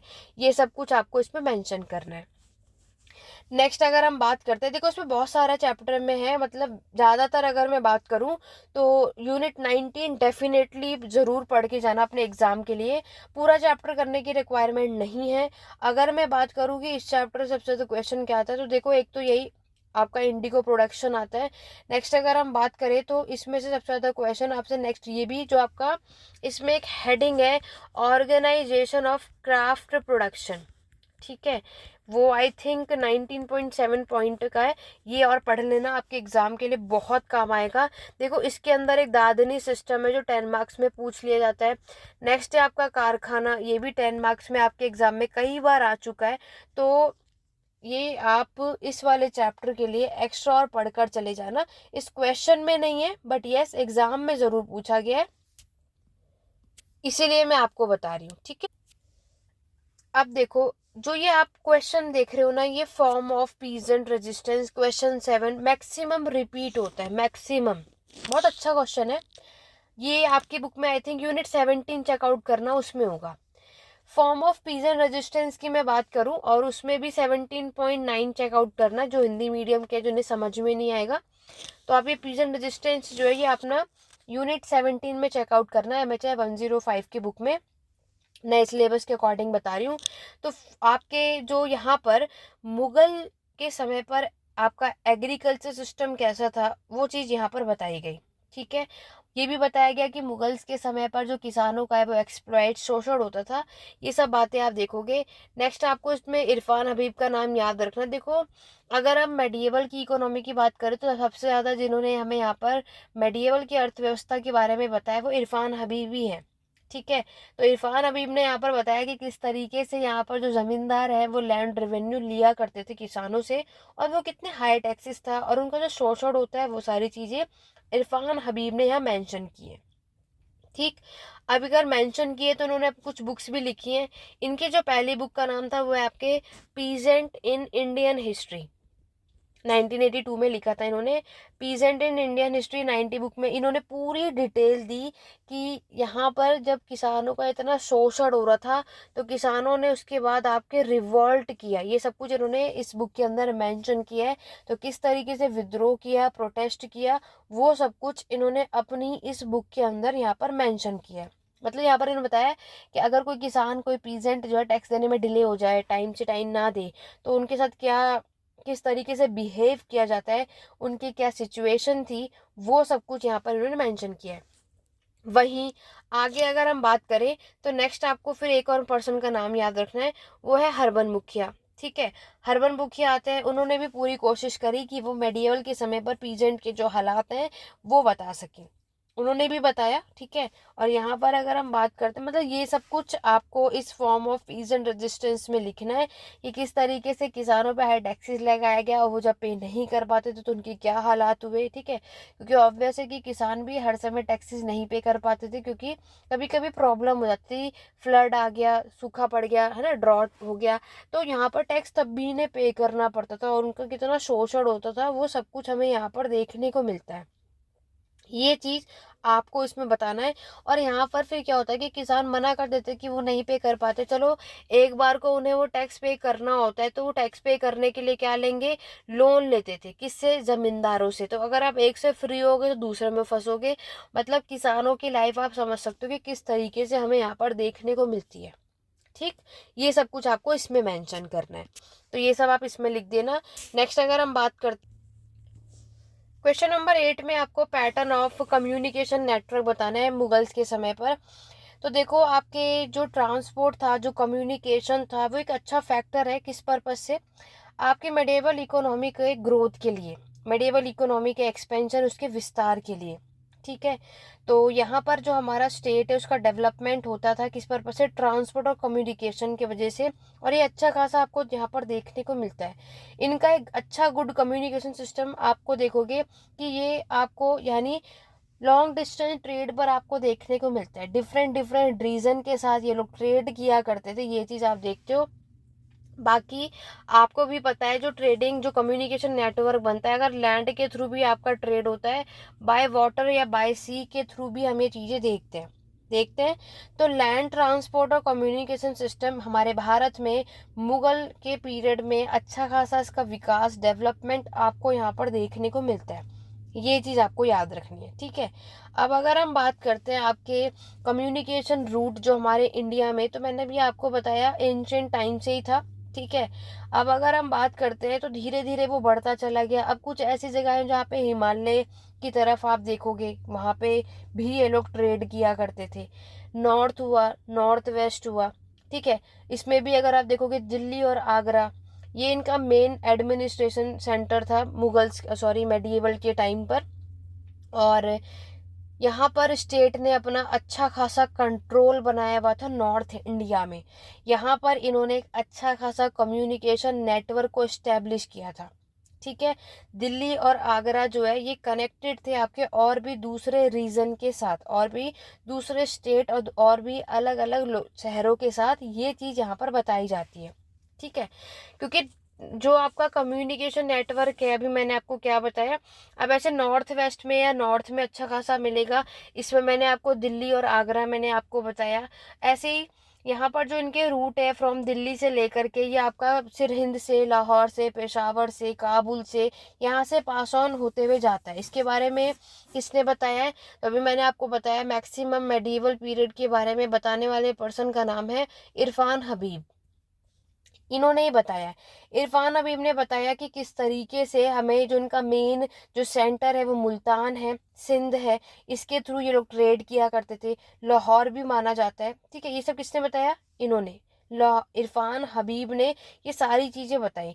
इनका जो रूट है दिल्ली से लेकर के काबुल तक, काबुल भी बहुत इम्पोर्टेंट यहाँ पर सेंटर माना जाता है। साउथ वेस्ट की तरफ आप देखोगे, इस मतलब हर जगह इनका जो ट्रेडिंग सेंटर है वो आपको यहाँ पर मिलेगा। इवनली आपके ईस्ट साइड में भी और आपके वेस्ट यानी पूरा पश्चिम की तरफ भी हमें इनका कम्युनिकेशन देखने को मिलता है। गंगा यमुना दोआब आप देखोगे, ये सारी बातें। तो देखो अगर ये वाला जो क्वेश्चन अगर आप करोगे तो ये सारी चीज़ें आपको याद करनी होंगी, किस तरीके से कौन किसके साथ कहाँ कहाँ जो ट्रेड करता है, तो किस ट्रेडिंग रूट के थ्रू करता है, किस तरीके से उन्होंने अपना कम्युनिकेशन बनाया। ठीक है, साउथ भी है, हर डायरेक्शन से, ये सब कुछ आपको इसमें मेंशन करना होगा अगर आप ये वाला क्वेश्चन करके जाने वाले हो तो। आपके बुक के अंदर यूनिट 25 ये है, तो अगर आपको ये पढ़ना है तो पढ़ कर जा सकते हो। ठीक है, तो ये एग्ज़ाम के लिए इम्पोर्टेंट है। जो जो जो हमारे एग्ज़ाम के लिए MHI 5 के लिए असाइनमेंट में, प्लस जो आपका जो क्वेश्चन पेपर आपने देखा, जो मैंने अभी आपको बताया, ये बहुत इम्पोर्टेंट है। अगर आपने इतना भी कर लिया, जो मैक्सिमम टाइम रिपीट होता है, तो एग्ज़ाम के लिए सफिशेंट है अच्छा स्कोर करने के लिए। ठीक है, तो यहाँ तक कोई डाउट है तो पूछ सकते हो। और लाइक शेयर सब्सक्राइब जल्दी से कर लो अगर नहीं किया, आगे आने वाली, ताकि आप हमारे साथ आगे आने वाली नेक्स्ट मैराथन सीरीज़ के साथ भी जुड़ सके। तो एक बार और मैं आपको बता दूं, कोई भी अभी भी क्लासेस या नोट्स लेना चाहता है, एग्ज़ाम के लिए सफिशिएंट होगा 8881969880, यहाँ पर कांटेक्ट कर सकते हैं। ठीक है, और कोई भी डाउट या क्वेरी आप कमेंट के थ्रू पूछ सकते हैं। टेलीग्राम चैनल, व्हाट्सएप ग्रुप, हर जगह आपको ज्वाइन कर लेना है, ताकि इग्नू से रिलेटेड कभी भी कोई भी अपडेट हो आपको टाइम टू टाइम मिलते रहे। तो जितनी चीज़ें मैंने आपको बताई हैं, ये सब कुछ आपको करना है। ये असाइनमेंट टेलीग्राम चैनल पर ऑलरेडी है, चेकआउट कर लेना। ठीक है, आज की क्लास कैसी लगी कमेंट के थ्रू जरूर बताना। इसी तरीके से नेक्स्ट मैराथन जल्दी आपको हमारे चैनल पर देखने को मिलेगी, उसके लिए हमारे साथ बने रहिए। आज की क्लास को यहीं एंड करते हैं, मिलते हैं अपने नेक्स्ट वीडियो में। Thank you for watching.